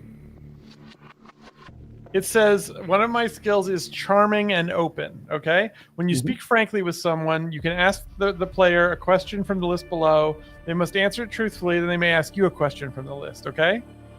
I have come within full good faith, like I'm trying to help the dog effectively. Like I'm assuming the dog was sad about its master. If it is now like here with its group and it's angry, I would like to like openly and honestly ask like, What is it that you want me to do? They just growl at you. They don't understand enough, or they can't communicate what it is that they want. Okay. Well, then I like. And get it, the problem isn't with you. Problem isn't with me. The problem stayed behind. Oh. Wait, then why are they angry at me? Why are they being violent with me? Well, because you chased them. You chased one of them. Oh. Okay. You feel, you feels threatened. Totally fair. Totally You ever fair. have a bully Totally fair. chase you in school? Totally fair. Well, I was just trying to scratch his ears, but that's, you know what? I go, gentlemen and ladies both, I did not mean to offend. I would like to politely retire. And I just slowly back out of the room. Or try to. I don't know if I can. Yeah, that's what I was gonna try. Was just to try to back away. I was also going to, as I back away, I was going to pull out this bread that I have and kind of crumble it and kind of toss it around to see if they will take it. Sure. Yeah, give me a roll plus charisma again. Either of you, it doesn't matter who. I'll roll. Do you want to both roll and see who does a better job? See if we survive this. Here we go. Oh my god. Okay, I just critted. Thank God. I have 14. I just got a 14 on a charisma. Dang. roll. The So dog's not only do you get the dogs to calm down, as you're backing up, you run into one of the mute servants. Right. And she understands the situation Uh-huh. and reaches in her pocket and pulls out a small metal disc. And the Chancellor appears in hologram form or illusion form. Uh-huh.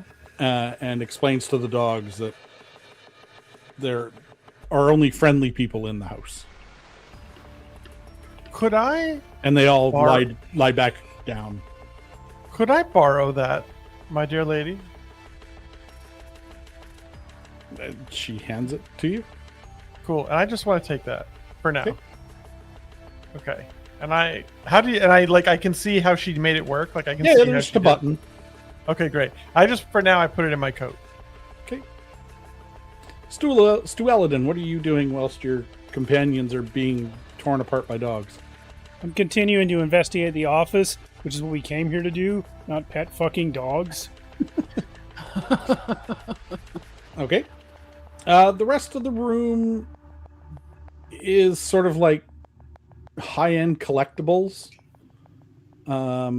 He's got whatever Conan first edition equivalent would be in this world. Sure. That would just be a biography, obviously. but Yeah, it would just be Conan's actual hand. He's got a globe that shows what the world used to look like. Oh, that's heartbreaking. Just things like that, like stuff that would be useless for what you guys are doing, but that might be expensive enough to consider removing. But not removed. Right. I would like to use my bag of books to get a +1 on a spout lore roll. Okay. Let's go. So that'll be a total +3 with my intelligence. And I am specifically looking in them for connections between rich nerds and hardhounds. Yeah, it's... Oh, sorry, yeah, you're going to roll for this. That is a 10. Nice. Yeah, it seems like most rich folks, even though hearthounds are classified as illegal, most art dealers have them because once the dog knows the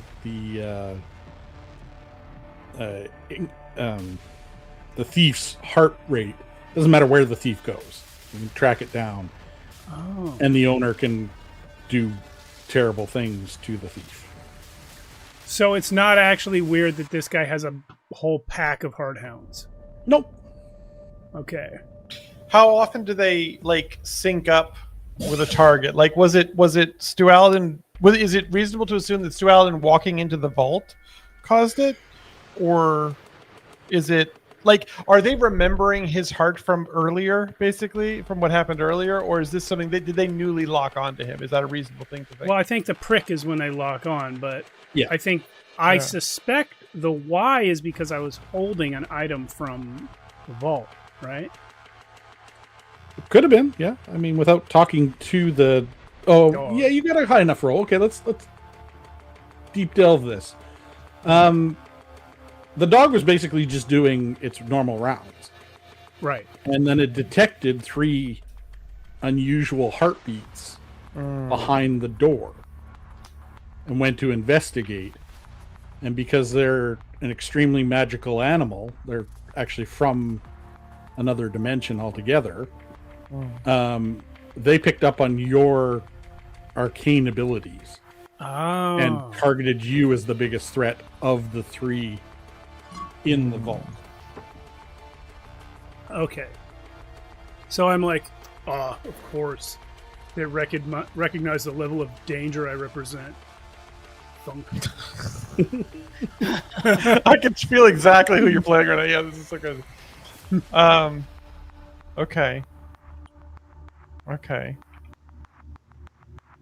I'll say just to you two here. I just like me. I don't know if this is out of character or not, but the thing I'm trying to like, I feel like the next step is obviously we should go to the show tonight, but I'm trying to make some kind of sense as to why do those connect? Do you know what I mean? Like, we have a person with a missing finger, frozen off by frostbite. We have no apparent sign of entry other than through the chimney with some weird bird feet. We have basically a clean room and tickets for tonight, but they weren't taken. The ring wasn't taken. So whatever killed him did not want whatever power or whatnot the ring signifies. I'm just trying to... It doesn't... I feel like there's a piece missing. Yeah. I don't know what y'all thought. Piece is... we only have 2 tickets for the theater, right? Yeah. That's a piece that's missing. Yeah, I feel like we've learned virtually nothing about our case since we've been here. We know that the man was frozen. One thing that we learned, which we could maybe have learned without even coming here, is that the finger was not cut off. It broke off from frostbite. Other than that, I don't think we have more useful information than we had before we came here. Also, that a vial of like forgetful potion was taken. Like somebody wants somebody else to forget something. Yeah, okay. Or everything. But we still know this wasn't really... It seems like it wasn't really a robbery. Because other than that potion, all this valuable stuff was left. Matt Marley is going to pipe... Are we all back in the same room, or...? Can be. Did you guys come back? Sure. Yeah, no, I'd say we come back. I assumed that we were headed back. Yeah, no, by the way. Say perhaps he wanted to disappear himself and forget. Maybe the potion on the brother. On Stuart Tall Pine, or whatever his bloody name is. Perhaps, but perhaps he wanted to use the potion on himself. Well, like to restart his life and make himself forget? Some people do some seriously messed up things. I feel like we're trying to make a blanket from the outside in right now. Like we've got a bunch of edges that don't yet connect to anything. But we have someone's... That's called a puzzle. It's called doing a jigsaw puzzle. No, because we don't have any of the inner pieces yet. Do you know what I mean? Like all we've got is these edge things of like, okay, there were some kind of bird-like frozen things. We have a frostbitten finger. Someone somewhere wants information to be forgotten for some reason. Yeah. No, I'm just saying. Which when you is not assemble a nothing. puzzle, you do the edges first. We probably have some more pieces than we think we have. They're just hidden under our drinks or something, or wherever the puzzle pieces always are. Okay, I'm going to hypothesize this, and please, Chris, stop me if this is crazy. I imagine that in the years that Daggalier has been doing this work, he has a routine. And the routine is, I've assembled everything that I think that this could be or might point to. And before I stop, I put all of that down and I just look at the room fresh and say, what is not here? What have I not seen? And I just want to try and roll one more time and see if there's anything that might come of that. So I'm going to roll one last time. Would anybody like to help or hinder I got an 11. Daggalier? Oh, okay. Okay. Well, I won't bother then. I would have helped. Yeah. Okay. So what would you like to ask me? So I am trying to. It's the same thing that I just sent to Cindy a little bit earlier. With 10 plus, I can ask 3 questions, right? Yep. What happened here recently?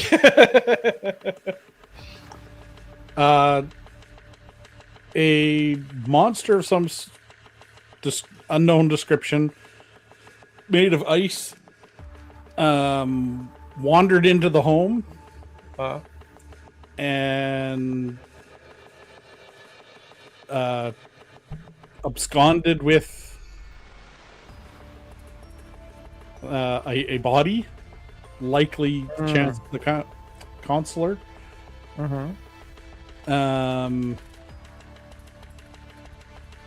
Yeah, that's mostly what's happened recently.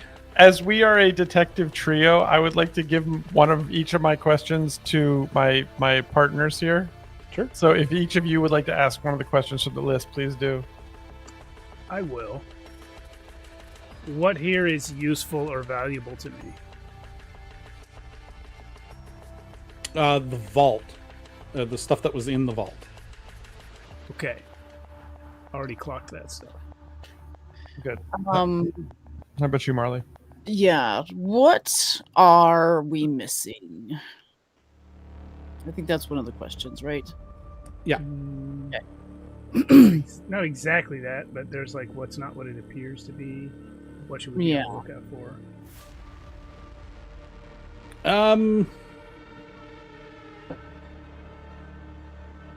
The finger itself seems like a red herring. It's the only thing that doesn't match up with anything else that's going on. If a creature came in and took the man, how did only one finger... And no blood.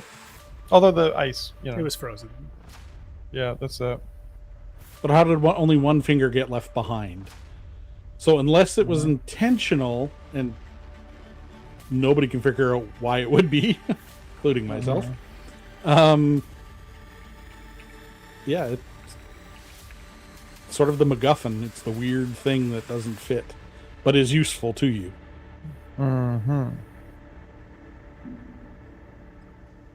Okay. I have Anyone a up move. for... Oh, yeah, please. No, please. I have a move called Ritual. It says when you draw on a place of power to create a magical effect, tell the GM what you're trying to achieve. Ritual effects are always possible, but the GM will give you 1 to 4 of the following conditions, and it's got a list. First of all, we know that magic was done here, and magic is routinely done here if you count the Hearthounds. Does this count as a place of power? Absolutely. Ooh. When the office door is closed, this place is shielded from scryery. Okay. So I could conceivably do a ritual here. Yep. I am thinking of a ritual that would replay the events, like a ghostly shadow of the events of this guy's disappearance. Let's And I go. do that. Nice. Hell yeah. That's Now great. the things you might say back to me are it's going to take days, weeks, or months. Yeah, I've First got I it here. must blank. Oh, good. That's what I was picking up. Gotcha.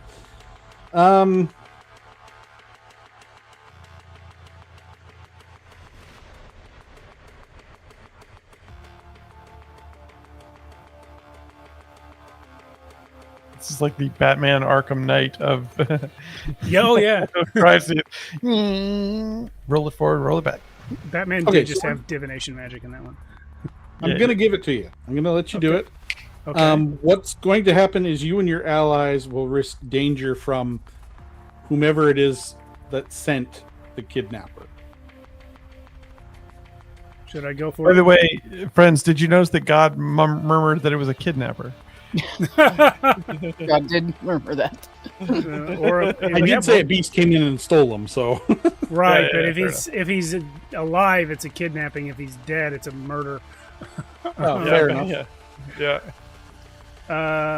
So I will tell you guys that I think I can do a ritual that can replay the events of the kidnapping, but I need to warn you that it may expose us to the enemy's awareness. I put my hand on your shoulder. I'm like, I can think of no greater chaperone through darkness than you, my nephew. Can I get a +1 for that?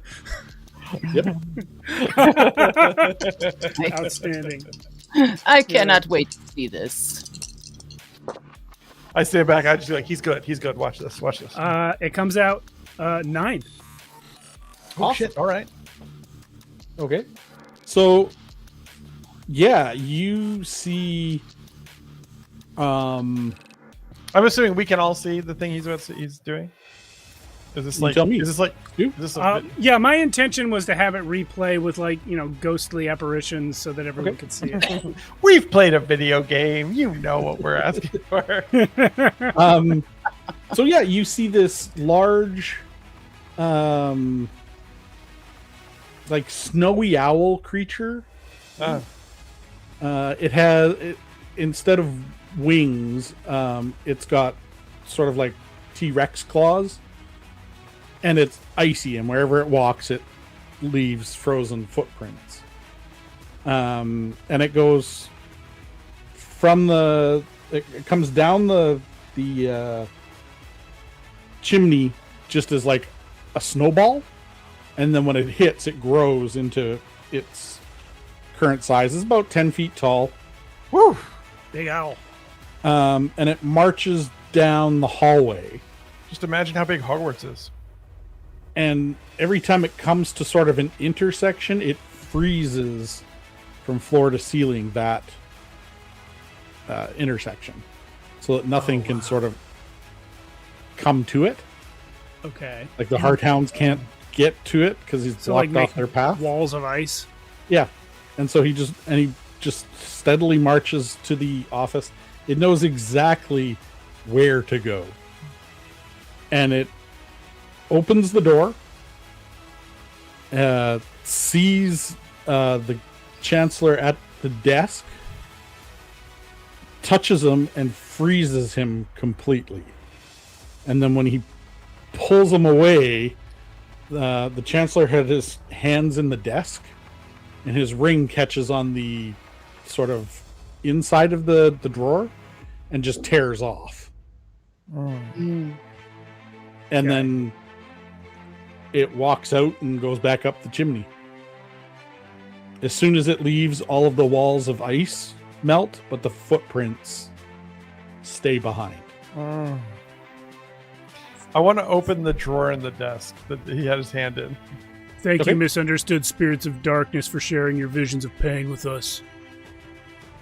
I just like pat him on the shoulder again. I'm so happy. Good boy. Good boy. Was there anything notable about the drawer? It's just we saw it in the vision. I feel like I compelled to check. Yeah, no, Was it's there just a standard drawer. he just Just okay. as the body was being removed, he happened to get his finger trapped. Totally got it. Okay. Some people's fingers swell, and the guy's ring just happened to get stuck on it, and it Totally understood. was the cause of the. Can I rotting spout care. lore about the type of creature that was? Sure. I'm going to try that.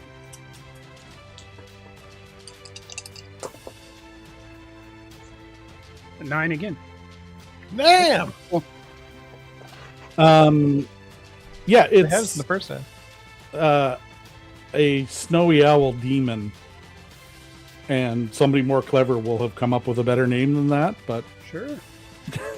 that's what I wrote it down as. I am curious. Is it a snowy owl that has been like inhabited by something, or is it? No, this is a demon in the No, shape it's of an owl. that's its natural form in whatever frozen plane it's from. Gotcha. Okay, just curious.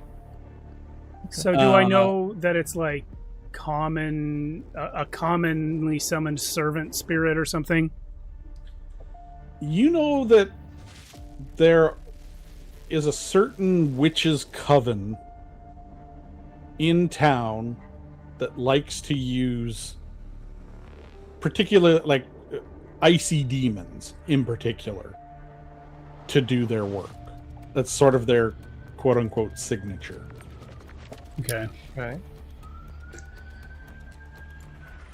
A witch's coven. Does this coven have a name? Brides of Frost. Well, I Did mean, you make that up right now? for itself, I suppose.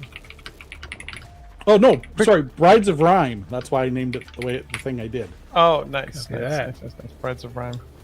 Quickly, cousin. Quickly, nephew. Google Brides of Rime. Clack, clack, clack, clack. Oh, wait, I don't have that.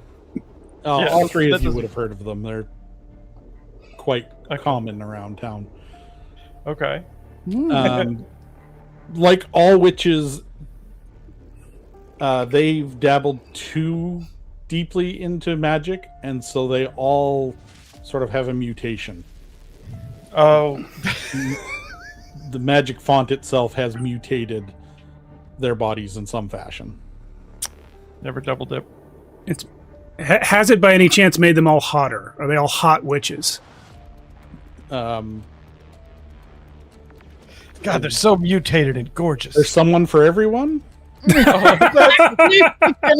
that. It's the most diplomatic answer possible. Beautiful. Sounds like this guy's married to one of the hot witches. Look, I found a wife, so I mean, somebody Yeah. found me attractive. It's possible anything could happen. All I'll say is there is a Reddit subreddit dedicated to them. Like there is. This is So- someone's fetish somewhere. Like, Okay. okay. Do they have any association with the theater or with the tickets? Or the Only in Thieves that Guild. Yes. they maybe some of them go on occasion. Okay, but nothing. Okay. But yeah, they don't own it or they don't run it or anything like that. Like they're not Okay. taking bribes or whatever from. Okay. Copy. Okay, but we got a clue. The Snowy Owl Demon suggests the Brides of Rime. And are they known to be sort of in it for the magic's sake, or are they evil? I guess. Are they known Do to they be Higher crime? aspirations, like Yeah, say the wizard that destroyed the world above. Yeah. right. I wouldn't say they're evil. If I was going to give him a D&D alignment, I would say like lawful evil. Okay. They follow the laws because they're scared of them, but they also realize that those laws can protect them. Coven for hire, perhaps. So they're Maybe. interested in magics for sure. Sometimes they don't care how they come across those magics. I have a one last question related to this, which is: we know that the world above is destroyed, devastated beyond, ken or recognition. Is it cold or hot? Is it radiated or frozen? Like, what is the world above? Do we even know? Does anyone know? Nobody knows at the moment. The last thing that anybody would know, and I guess this would be coming from the elves, so Mm-hmm. take it as you will. It was basically just like arcane tornadoes, arcane earthquakes, random creatures being pulled in from other worlds. Magical hellscape. Yeah, people just disappearing. You know, somebody would get Thanos'd. Yeah. Other people would get copyright strikes for saying that they were Thanos. Exactly. You know, GW would come after people, and Nintendo would be right after, you know. It's me, not Mario. That's right. It's a me. Legally distinct Mario. Okay. That's awesome. That's super awesome. I pull up the tickets and fan them. Is anyone in the mood for the theater? Yeah, now, let's Marley, do it. you Yes. would be familiar with the theater. The only people that need tickets are the people that don't need money. So it's only the rich, and it's one dude saying like, "Hey, come be my box buddy." Anybody else can get into it. It's as long as there's room. You don't need a ticket. Okay, so the They could only tickets get you are for into, like a fancy place. the tickets I are for got like you. the Okay. box seats. Okay. That makes sense. If we have a few hours before tonight, I'd like to prepare my spells again. Because that'll clear the -1 I've been getting, and I will drop telepathy and take invisibility. Ooh, And my prestidigitation comes back as well. nice. Very cool. Okay, what are Dagalier and Marley up to whilst Stewardin mopes about spells? That is probably how I Anything else? prepare them, yeah. Just most stupid prestidigitation. God, I wish I was invisible. The fact that you don't have invisibility on lock all the time really shows how much you've grown, Stu. All right, so what do you think, Marley? What are you up to?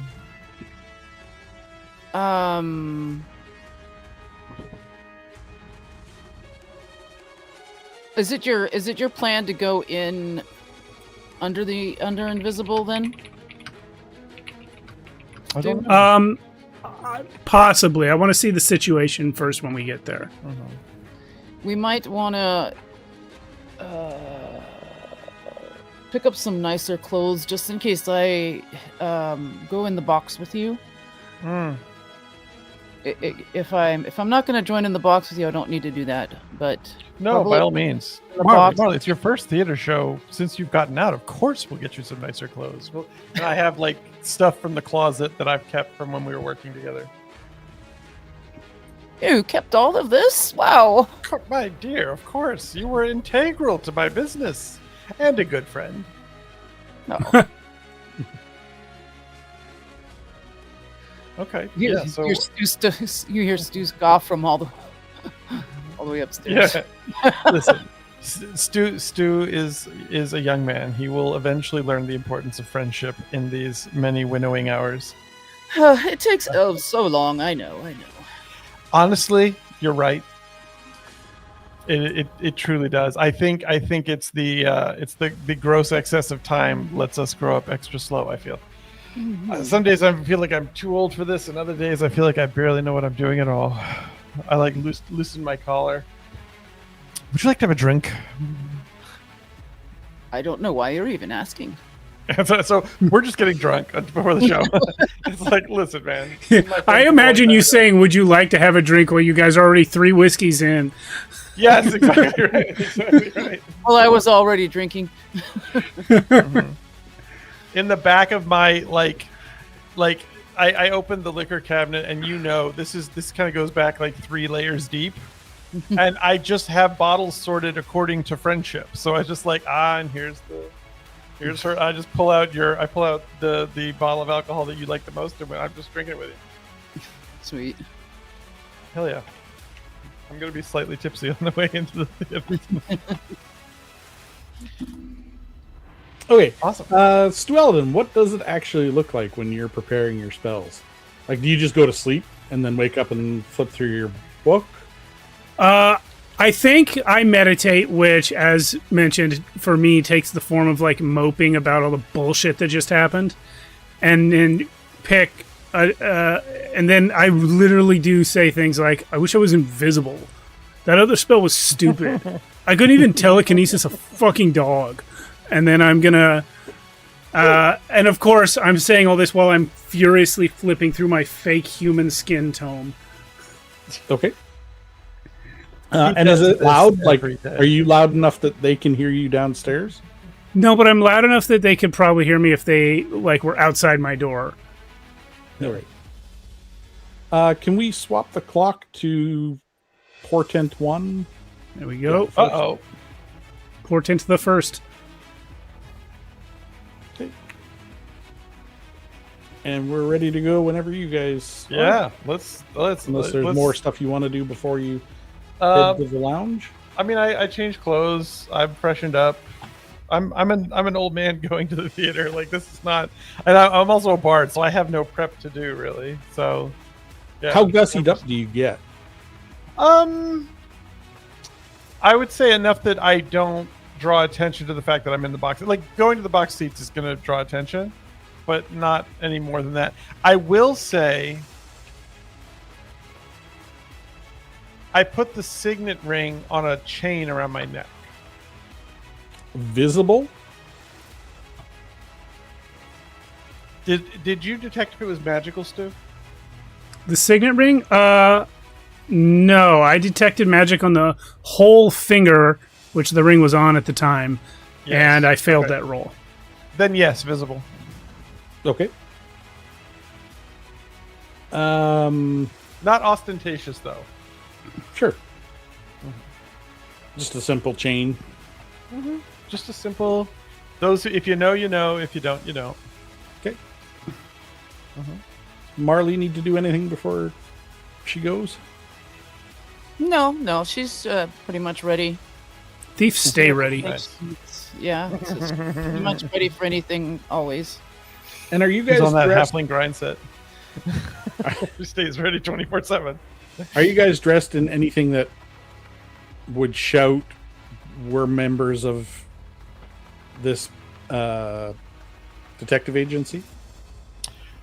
Or are you just plain closing it? At first, I probably look like a detective, but then I move my hair back into my eyes, and I look regular again. I have taken out my like exacting spectacles and put them in a pocket. My nice top hat has gone away, and I'm wearing some like I'm going more fancy, rich elf. Not, and I mean, not that I'm necessarily that wealthy, but I can fake it when I gotta fake it. Like I have a Sherlock Holmes kind of closet of clothing, and I'm just that kind of vibe. Yeah. Okay. I talk you out of the monocle. But it's. Do you understand that it's not the it's not when they're looking at the monocle, they don't see your eyes, and that's really important. Right, but they do still see the monocle, and that's also important. You're gonna get your ass kicked. You know this generation better than I do, nephew, and I take the monocle and I just put it into my pocket. I'm only 80 years older than most of these people. I trust me. Okay. As you guys enter, as you leave the office, you remember I had mentioned that the mist had sort of been raised. Yes. It is still there, except it's oily now. Has a slight smell of sulfur to it, and so it's like clingy as well. It's coming off the lake. Sure. I mean, you originally said the fog, the mist came off the lake. Yeah. No, this feels like it's something else. You've never, the mist has never felt like this before. like the smell of this. I'll go ahead and contact spirits about it. I'll say I know a little helpful imp from another dimension who hangs out in these parts. Vicious Pitalik is also a weatherman. Is that what you're saying right now? What should I name this guy? Mixie. Why not? There you go. Let's go. I'll see what he can tell me about the fog. Oh, great and horrible Mixie, appear to my summons. That comes up in 11, sir. Awesome. So yeah, sure enough, you hear this little chittery sound, and then what kind of imp is he? Oh, I imagine he's like a little brown guy, maybe about this big. Like, I'm kind of picturing like gremlins without the huge ears. Sure. Yeah. I tip my hat to Mixie. I'm wearing a tri-corner hat now. I just tip my hat to Mixie. I don't say anything though. I don't want to get in the middle of the spell. He's probably just like a fully evil demon, but he's so small and unpowerful it doesn't super matter. Are either Daggalier or Marley familiar with this particular imp? I think Dag would be. I probably Marley. I probably call Mixie a lot. He's like my huggy bear. Yeah. Yeah. Yeah. Okay. If I have a snack that Mixie likes, I would give it to them at this point. Sure. Yeah. Yeah, boss, what's up? What can I do for you? And he like puts out his hand like he's waiting for like a high five. I'll give him a high five, and within it, you know what? I'll hand him a goldfish. He probably just eats goldfish, so I have some that I give him. Like a real goldfish, like an actual goldfish. Yeah, don't worry, it's already dead. Nah, your business, buddy. Your business. You're the one doing the evil imp shit. Yeah, what can I do for you? Oh man, Mixie, what is this terrible out fog? here. Do you know anything about this mist? What's going on? This is ritual. What kind of a ritual is it?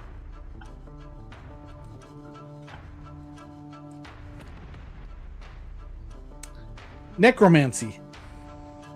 Okay, you know what? I just double checked my thing. It's only bound to answer one question I ask to the best of its ability. So that was the one, I guess. It's probably the important one. Yeah. Like as you're doing this, I open up my thing and I try starting it. It was a dark and hazy night.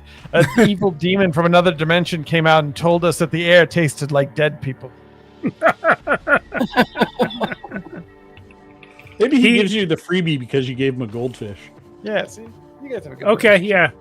Because it was like, what is this? And then what kind of ritual? So it's technically two questions, but it's kind of the same question. You bribed your informant. How much more noir does it get? Yeah, I think, it is like the Huggy Bear thing where he's like, I don't know, memory's kind of fuzzy. And then you hand him a 20 and then he remembers. Yeah. Yep. The dead goldfish. Yeah. Exactly right. Classic with imps from the other dimension. Perfect. Yeah. That's awesome. Okay. All right. Thanks, And- Mixie. Bows to you and then Say hi to the disappears back wife. to wherever he went or wherever he's from. It's so funny. Every time he summons them, they say he's evil, but I've never seen him do anything evil. He just seems like a nice fellow. Well, if he was nice, he'd probably have stuck around and told us more about the necromancy. That's fair, I suppose. I don't know. You kind of have to bribe him with goldfish to get him to say more than the bare minimum about anything. That's like you on Saturday mornings. You are Yeah. in whatever he's doing. Yeah. But also, he tortures politicians to death when he can catch them. Once again, I don't I'm have a looking problem for with something this. evil here. It's just yeah, exactly. Sorry, If you're I should have just. politician, that is I evil. should have just said people. Oh, you know why? It's because the politicians define which ones are evil and which aren't. They're passing the laws saying which dimension Right, is evil, and the torture of the politicians dimension is the ninth circle of hell. I've done a lot of I think reading that's about okay. it, and unfortunately, it is the case that politicians are people. So he's torturing people to death. Well, when you say it like that, Yeah. Did this display bother Marley at all? Like the No, summoning of the imp, the dealing with the imp, is that something that is off-putting? No, I think Marley's probably seen some shit in her. Mhm. Not as long life as elves, but she's Mhm. had a pretty long life. Okay. I've Have you started guys leaning entered- into the magic more these days, Marley. Like back in our time, it was all locks and stocks, but I've tried to expand the role a little bit, and Stu Allen's been very good for that. As you guys step into the underground club, usually there is a troll band that plays jazzy-like music. And it's a club where vampires, low-level demons, and desperate humans all sort of like mingle, make deals. It's kind of like a safe house for that sort of thing. The cops of man will never show up in this place. Standing at the front is a ghoul in a nice tuxedo and like the tallest of stovepipe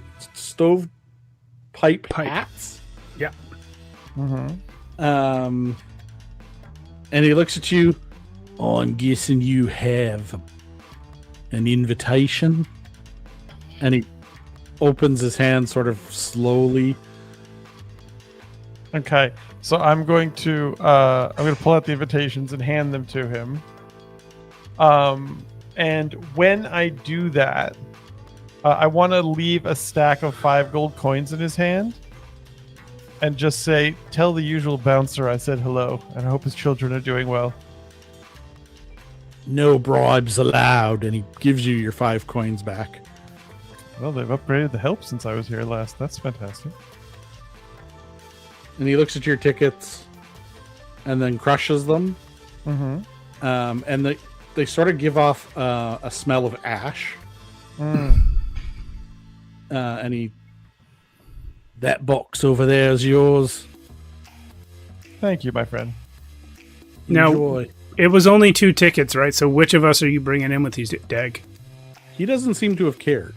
Oh, I'm assuming so- it's a box. A box you can kind of do what you want. I figure we get away with it all right. because if you got the box. Well, I was going to do one of 2 things. You know, I was going to let you 2 go in with the tickets, and then I would try to walk in just looking like the regular low-life scum that doesn't pay. Oh, if you want to do that, then Then- it could be me and Marley. If that didn't work, then I was going to do invisibility. But if he just lets us all 3 go to the box, that's way better. Well, dude, here's the thing. If you want to go in as a separate, like, you're going in under your own power, and Yeah. you're not with us, I think that's totally separate fine. the players. No, I mean Yeah. legit. Like Yeah, I would do that. I would have been behind you guys approaching, I think, because I was not expecting that he would let us all 3 in with 2 tickets. So that's why I took invisibility. Okay. yeah. So they go off to the box, and then the bouncer turns to you and, "Are you just here by yourself? Yeah, man, I'm just coming to see the show, dude. I hope you enjoy. Thanks, They are man. higher quality than it comes through here many times. Oh yeah, new people. Fantastic. I saw their rehearsal. Oh, the things they do with lights. Wow. All right. Hey, thanks for the heads up. And I'll And flick then him a throws you, much. like the devil horns. Like, yeah, rock on. I'll give him a much smaller tip, like a copper. Not as a bribe, just as a tip. Yeah, no, he just no bribes allowed, mate. Oh, it's just a tip, but okay, man. You can give me a different tip later. Wink. Maybe I'll see you then. And I walk in. I think the bouncer at the front door is hoping you'll meet him at the back door later. Yeah, that's the vibe I'm getting. Yeah. Very powerful. As the 2 of you are headed up to the box, you notice the club owner, who's a Daemon Day or a half demon, making his way, like not towards you, but in your general direction. Okay. Do I just pass? Are you? Do I recognize this person at all? Is there anything I would know about it? Like, does he? So, like, for example, is he in any way a frost Daemon Day? Is there anything to do with ice? Does he have any mark of the sisters of the brides of the Rime? Anything like that? Nope. His name's Melphis. Mhm. He is half dwarf, Mhm. half fire demon of who knows what. Mhm. And he has run the club for probably half a century. Would I have met him at any point in my travels previously? Like, Probably not actually had met, more of like, oh, that's Melphis. He's Oh, the okay. owner of the club, whose name Okay. I've forgotten already because it's on the other page. I don't think you actually said. I don't think I you said did. the name of the club. Oh, you did? What was it? Yeah, it's I have it written down. Yeah. It's the Starlight Lounge. Yeah. That's Oh, that's right, the Starlight Lounge. I just want to like tip my hat to him as he goes by. I hear it's supposed to be a terrific show. Yep. Aren't you a detective? Not tonight, my friend. I'm just here for pleasure only. And I'll loop my arm in his Mm-hmm. and look up at him. Old acquaintance of mine. Ah, lovely she is. Indeed. Were you the one the counselor owed money to then? Or owed a debt to? And he I sort of definitely- fingers the ring that Yeah. I said I am. Okay, wait. I need a moment here. Hold on. Hold on. This is literally all I do is charisma. Let me see what I can do here.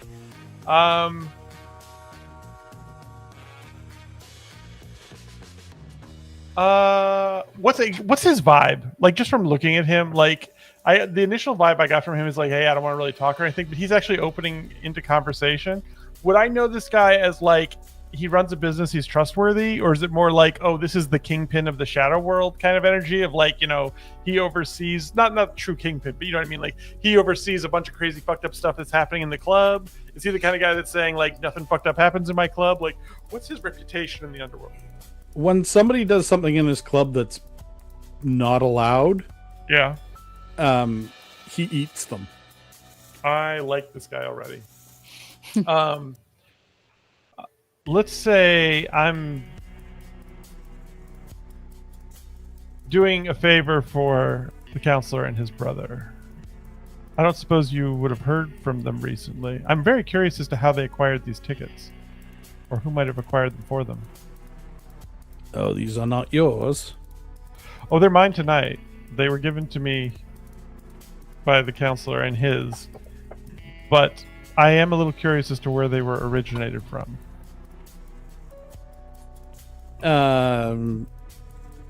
I'd have to see the envelope.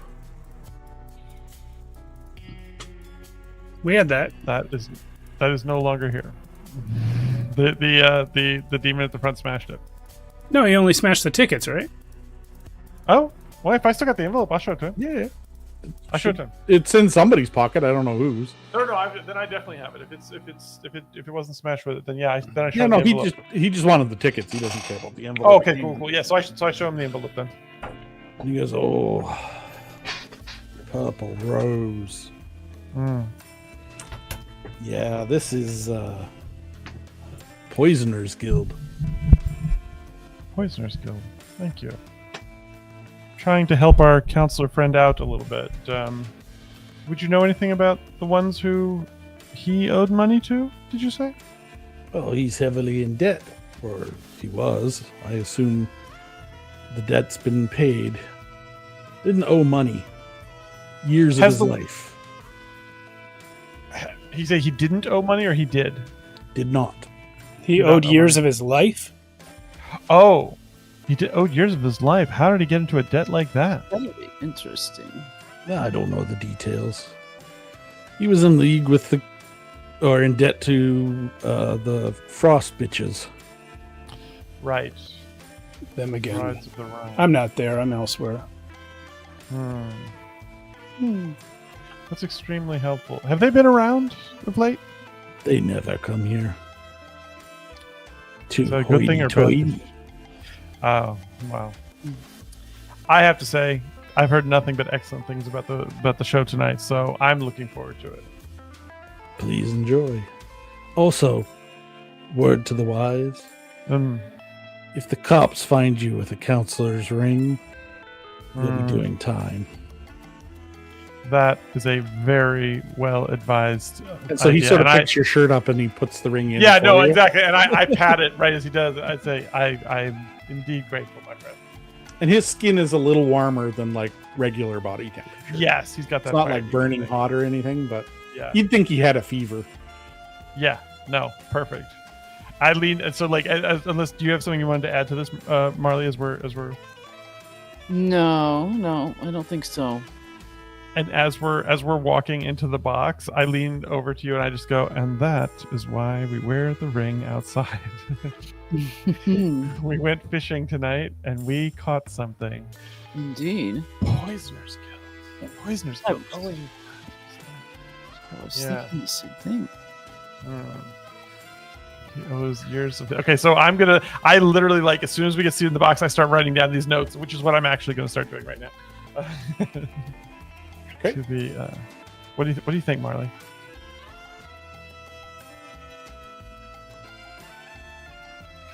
Well, it seems like they sent someone to snag him to pay his debt. Wonder what it means to owe years of your life. Is it work? Do you labor? Do they just chop it clean off magically? Like, I've not heard of that. Would I have ever heard of that before? Is that a thing that we would have heard of? The idea of owing life? I mean, Marley may have heard it just because she's familiar with the bar itself. And so that would be sort of a like desperate attempt at getting something non-monetary.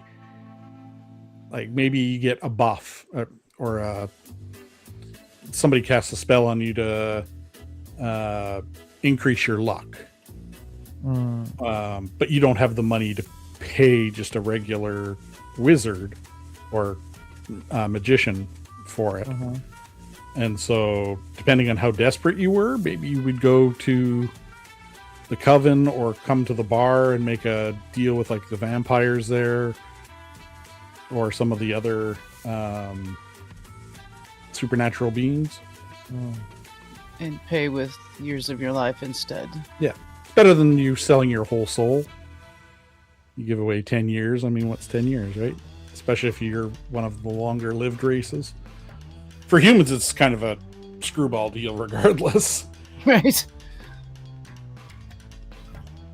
In those kinds of deals, would it be expected that you would be kidnapped? Like, do you go off at some point, or are they like chopping off years of your life, like on the back end, basically? It would depend on who you were dealing with, for sure. What do you think, Marley? You're much more invested in this world than I am. I would think they wouldn't have sent something to come get him unless he was trying to get out of it.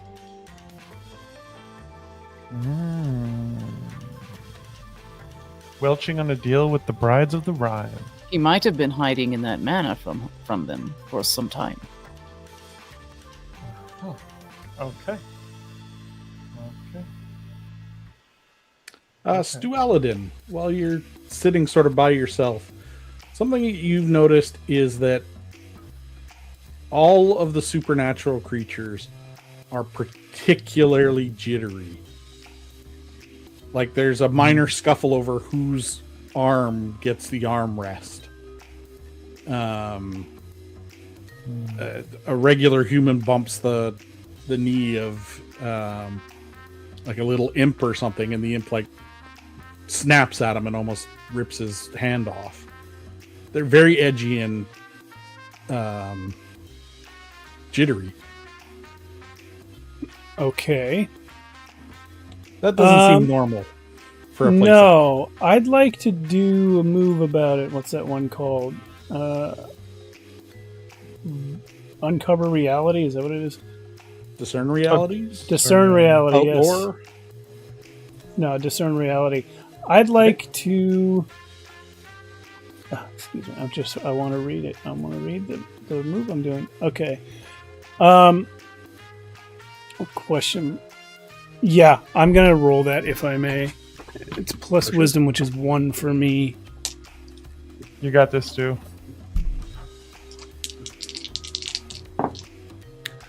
Uh, 10. I do got this. Nice. Excellent. So I get 3 questions then. First one is, what should I be on the lookout for? Probably upsetting any of the supernatural beings. And the reputation of the owner who does not like magicians. Ah. Do I know the owner's name? Yeah, I think it's pretty common. Malphas, Malphas. Okay. Second question. What here is not what it appears to be?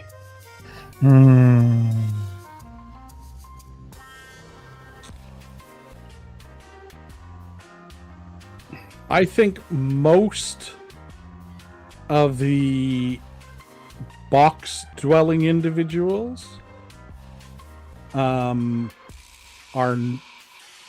not who they've claimed they are, and I don't mean they're pretending to be poor people. I mean they're pretending to be people they're not, much like Degolier. Okay. Yeah. A little signet ring. Yeah. Box seats are full of fakers. Yeah. Oh man, dude, I can just feel like the tension of this because you and I are up near the box seats, and we look over, and like people are over there, and we're just like, "Oh, that's very nice," and I'm just sitting here going, "Oh, these rich fucks." And my noir voiceover is going, describing all this information and discerning downstairs. Last question: what is about to happen? Oh yes, yes. You're going to get jumped as soon as you leave. Okay. And I imagine I'm doing all this discerning like at the bar. Like I've just ordered a drink. Maybe I've gotten it yet. Maybe I haven't. But as soon as I leave the building? Yeah. Okay. He is, You or we all specifically. are? Oh, you. Okay. Yeah, because they probably clocked me as a magician. Yeah, you've seen a few of the other ghouls sort of like getting together in a group, and they're pointing at you like they're trying to be coy about it, but they're ghouls. I will not at this time attempt to leave. Good idea. so when you're at the bar, ghouls are there, tension rising. You're just like, yes, back into the show. Like, Yeah. here to see the. I am here to see the show. That's what I told the guy at the door, and I meant it Hell yeah. to a degree. Thank you. That's a lot of information. I cannot at this moment communicate that to my allies, but the box seats being full of fakers. You gave up telepathy. I did, but I'd have to touch you to activate it anyway. Oh shit. Okay. You touched me a long time ago in my heart. Yes. Is there anything else anybody wants to do before the curtain rises? I order the best wine they have. The second, like third best wine. Some top tier wine, but not the top of best wine for me and Sure. for me and Marley. I'm drinking a Zima. The most emo of beverages. Yeah. Okay. So yeah, you guys. Even this get your alcohol's a poser. food and drink, and aside from a few like minor scuffles around stews, particularly because of all of the supernatural Riff-raff. beings being on edge, it goes on without a hitch. The play itself is sort of that Japanese style shadow puppetry that they do. That's cool.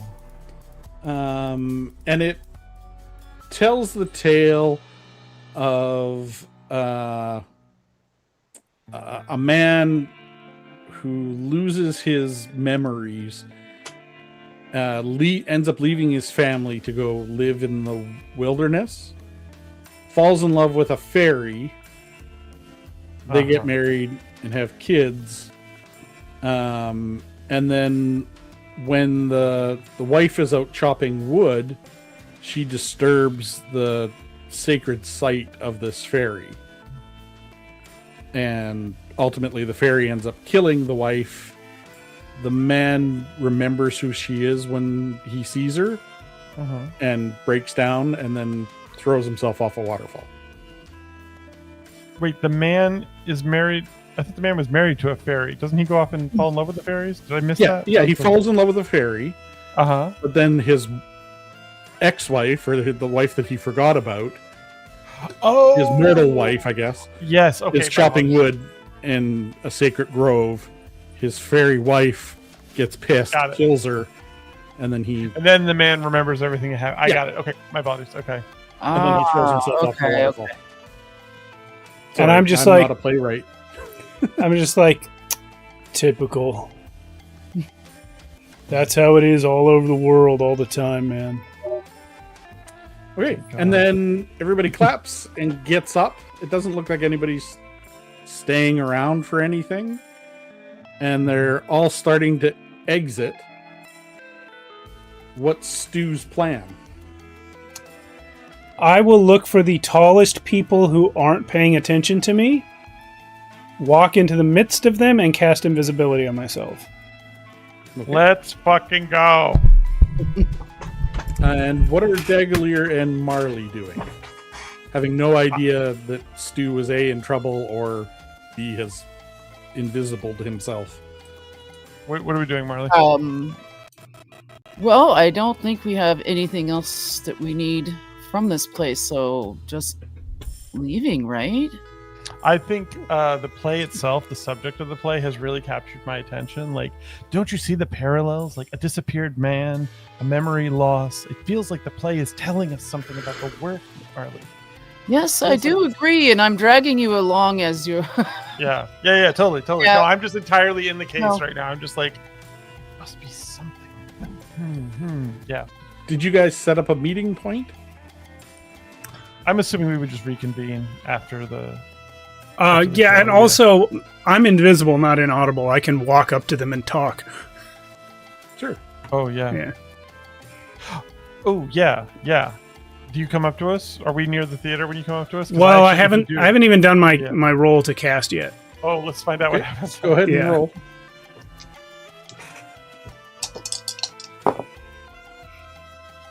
Eight. Okay. Let's advance the clock one more. Portent the second. Uh-oh. Cool. And on a partial success, I get...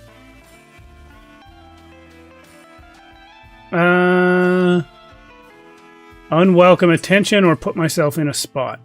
GM will tell you how. Giving you work, Chris. Yep, no, that's fine.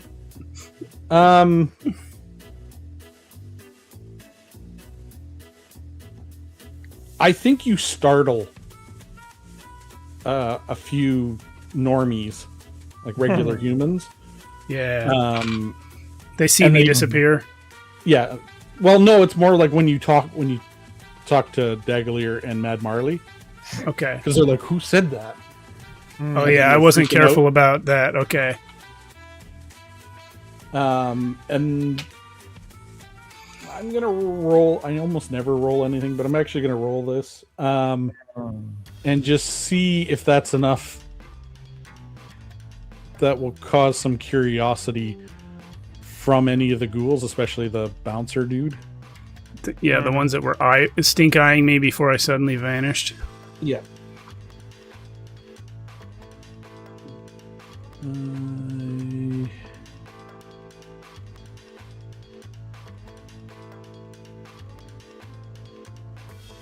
Hate this program. Okay, no, it does not cause an alarm, or at least not a big enough one. Okay. Well, I will, from now on, now that that's happened, keep my mouth shut until we're all outside.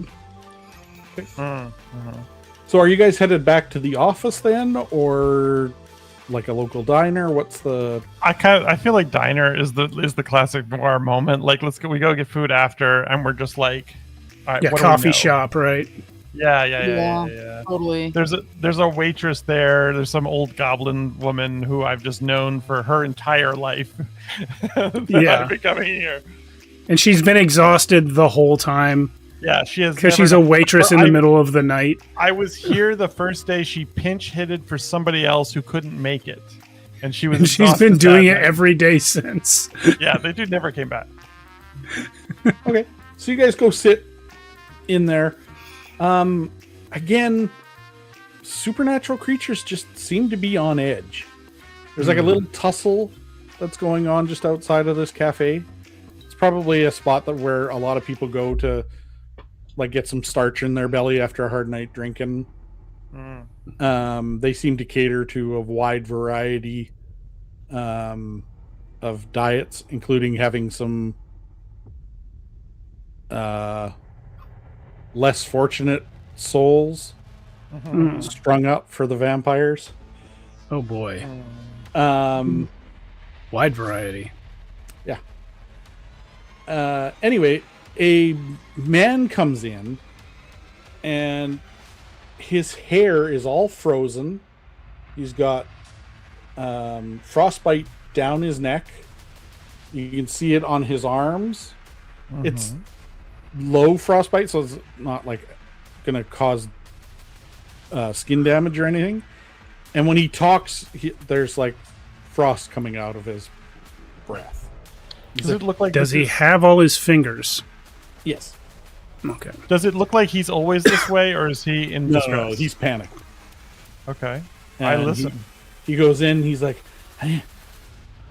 I need the cops, and he's talking to the proprietor. I need to talk to the cops.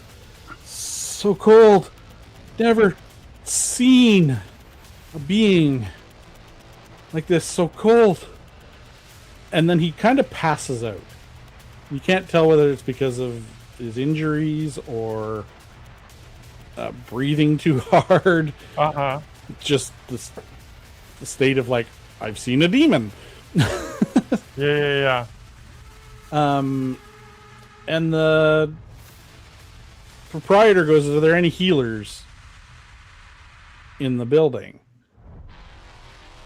Somebody pipes up, I have a potion that I'll give him.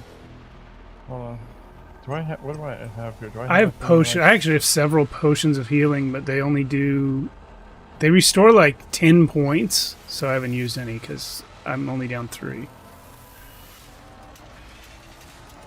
What is adventuring gear? What would that have in it? So adventuring gear is a catch-all. Anything that you think that you would have in there that's normal gear, things like a rope, a pole. Or a potion of healing? No, that's not Monday stuff. But maybe a first aid kit. Okay, well, I was so going to every time you pull something from that bag, you make a tick. I got you. Yeah, I we do- want to. Yeah. I do possess 4 healing potions, but someone in the room has already said that they'll volunteer theirs, right? Yep. Then I'll just keep that to myself. I when he falls, I'm immediately up on my feet and like over to check on him. Like I've been acting like I'm all laissez-faire, blah blah blah, but I have been listening intently to what he said. And the moment he dropped, I'm just immediately booking it over there. Okay. Marley, you recognize the man. Oh, okay. This is Stuart's head servant. Oh, Like he lives in Stuart's house. Dago, this is Stuart's head servant. He's also taken with the frost? Is he going around at their house? I'm like trying to slap the guy awake. I'm pouring the healing potion down his throat. I'm doing all this stuff. Yeah, he sputters a bit, and then you see the frost sort of disappear. What's his name? Marley, what's his name? Jacob. Jacob, Really? Jacob, wake up. What's What's happened? What's happened to Stuart? Stuart was frozen to death and then shattered. When? Where? How? Just now. Less than 20 minutes ago. Where? In his house. No. Okay. Wait, when was it that he was taken? As far as we know, it was like yesterday, right? No. That was the Well, counselor. Stuart's That was his you're brother. looking for. Oh, yes, Stuart's yes. hired you. The other guy, Stuart. yeah. And by the way, this is why we get 3 days in advance. Clients don't pay. Yeah, often. A big owl creature came and grabbed him and froze him and then hit him with a tail and he just shattered. Did the owl say anything? Did it bear a message?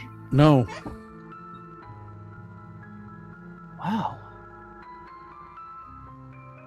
I think This I is know. your doing, isn't it, Marley? So you've made a pact to have Stuart killed for him screwing you over on that job, No. We'd never. putting you in jail. So he says that, okay? My loyalty's totally with Marley, but this is the first time I've heard anything that would make me think that Marley might have done. Like, because I could feel in myself, like if somebody put me in jail for 5 years, I might send a fucking snow owl creature after them. And I say, no, Marley, of course not. I'm sure that's not the case. No, definitely not. Those You're talking bitches nonsense. ask way too much money. Exactly. Guys, the man who hired us has now been killed by the same creature that he hired us to catch. This means Yes. it's now our honorable duty to solve this case in his memory. We're not going to get paid anymore, but we have to do it for the dead guy. I like Stu, pull what open. this means is the thing is going to be after us next. Well, all the more reason to get to the bottom of it. I pull open whatever timekeeping device I have, and I go, well, at least for the next 2.5 days. And then I put it back, and I say, friends, why beat around the bush? Why not go see the brides? Because I haven't got my pie yet.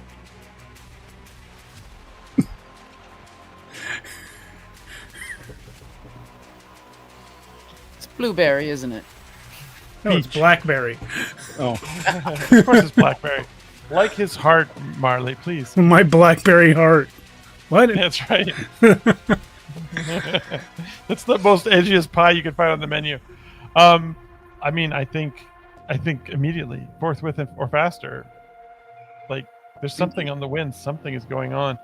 My only thought is, do we are the brides known to be necromancers? not have anything to do specifically. with- They're in league with something. Or they're just something. necromancers, among other things. Yeah. They're moonlighting. Yeah. Moonlighting is necromancers. That's going to be the chapter of my. I mean, next- the man my said memoir. not specifically, not no. Yeah, exactly. The man did say that. Yeah. Shall we to the brides? Now, I have Yeah. two options here for you. We are at Okay. half an hour before show end. Uh-huh. We want to go over or stop now? We're I don't have- we're at show end. It's 11:30 here. Oh, is it? Oh, Yep. okay. I thought we ran till midnight your time, but whatever. Well, not unless someone's running over. Yeah. Okay. But what were your we've two got options? About an hour left at the pace Um, you guys are going. Well, this is a good stinger. I think this guy coming in. Yeah, And, it feels like a good. Well, that's why I'm asking. yeah. And we can definitely make that hour take 3 hours. Don't worry about it. Well, you mean an hour left total in the whole campaign, Oh, the whole story. or the, Of the this whole first story, yeah. Oh, the first story. Okay, cool. Excuse me. I had done two stories. Got it. Oh, I see. Oh, we were gonna do two mysteries. Yes. Okay. I say let's, if you guys don't mind, let's put in maybe another 10 minutes, one or two more scenes, and then find the next good stinger, and then get out on that. I'm down for that. Does that work for Or everyone? honestly, we could stop here if you want. We could stop here, and then we'll spend some amount of time next week on it, because I definitely want to know what's going on. This is great, and it does feel like I wouldn't want to rush. I wouldn't want to rush either story. I'm loving this one. Yeah, this is really good. Of the three of us, I know I'm going to be up the latest, so I don't care. I'll be up till 4 or 5. And I will. I have insomnia, and I'd rather not feed it. So I say let's end it here. Let's end it here and try to get maybe 2 mysteries in next week. And honestly, we still don't know if Max is taking that 3rd week or not. So maybe we roll this over. This is great. I love doing the different mysteries every week. That's really nice. Yeah. Really nice. I'm loving this story, by the way, Chris. This is great. This is really great. Yeah. glad you guys are down. Really great. Yeah. I try. That's really good. I don't Well join you guys done. very often as the GM, but I do try and make it Hell yeah. stand out. Yeah, I appreciate it. I remember your mouse guard, and this is a completely different type of story, and you're crushing it.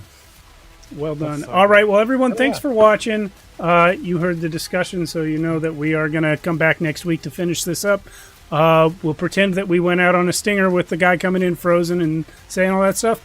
And then on Friday, we have episode 30 of Shadows of the Abyss, and next week we're back here for this.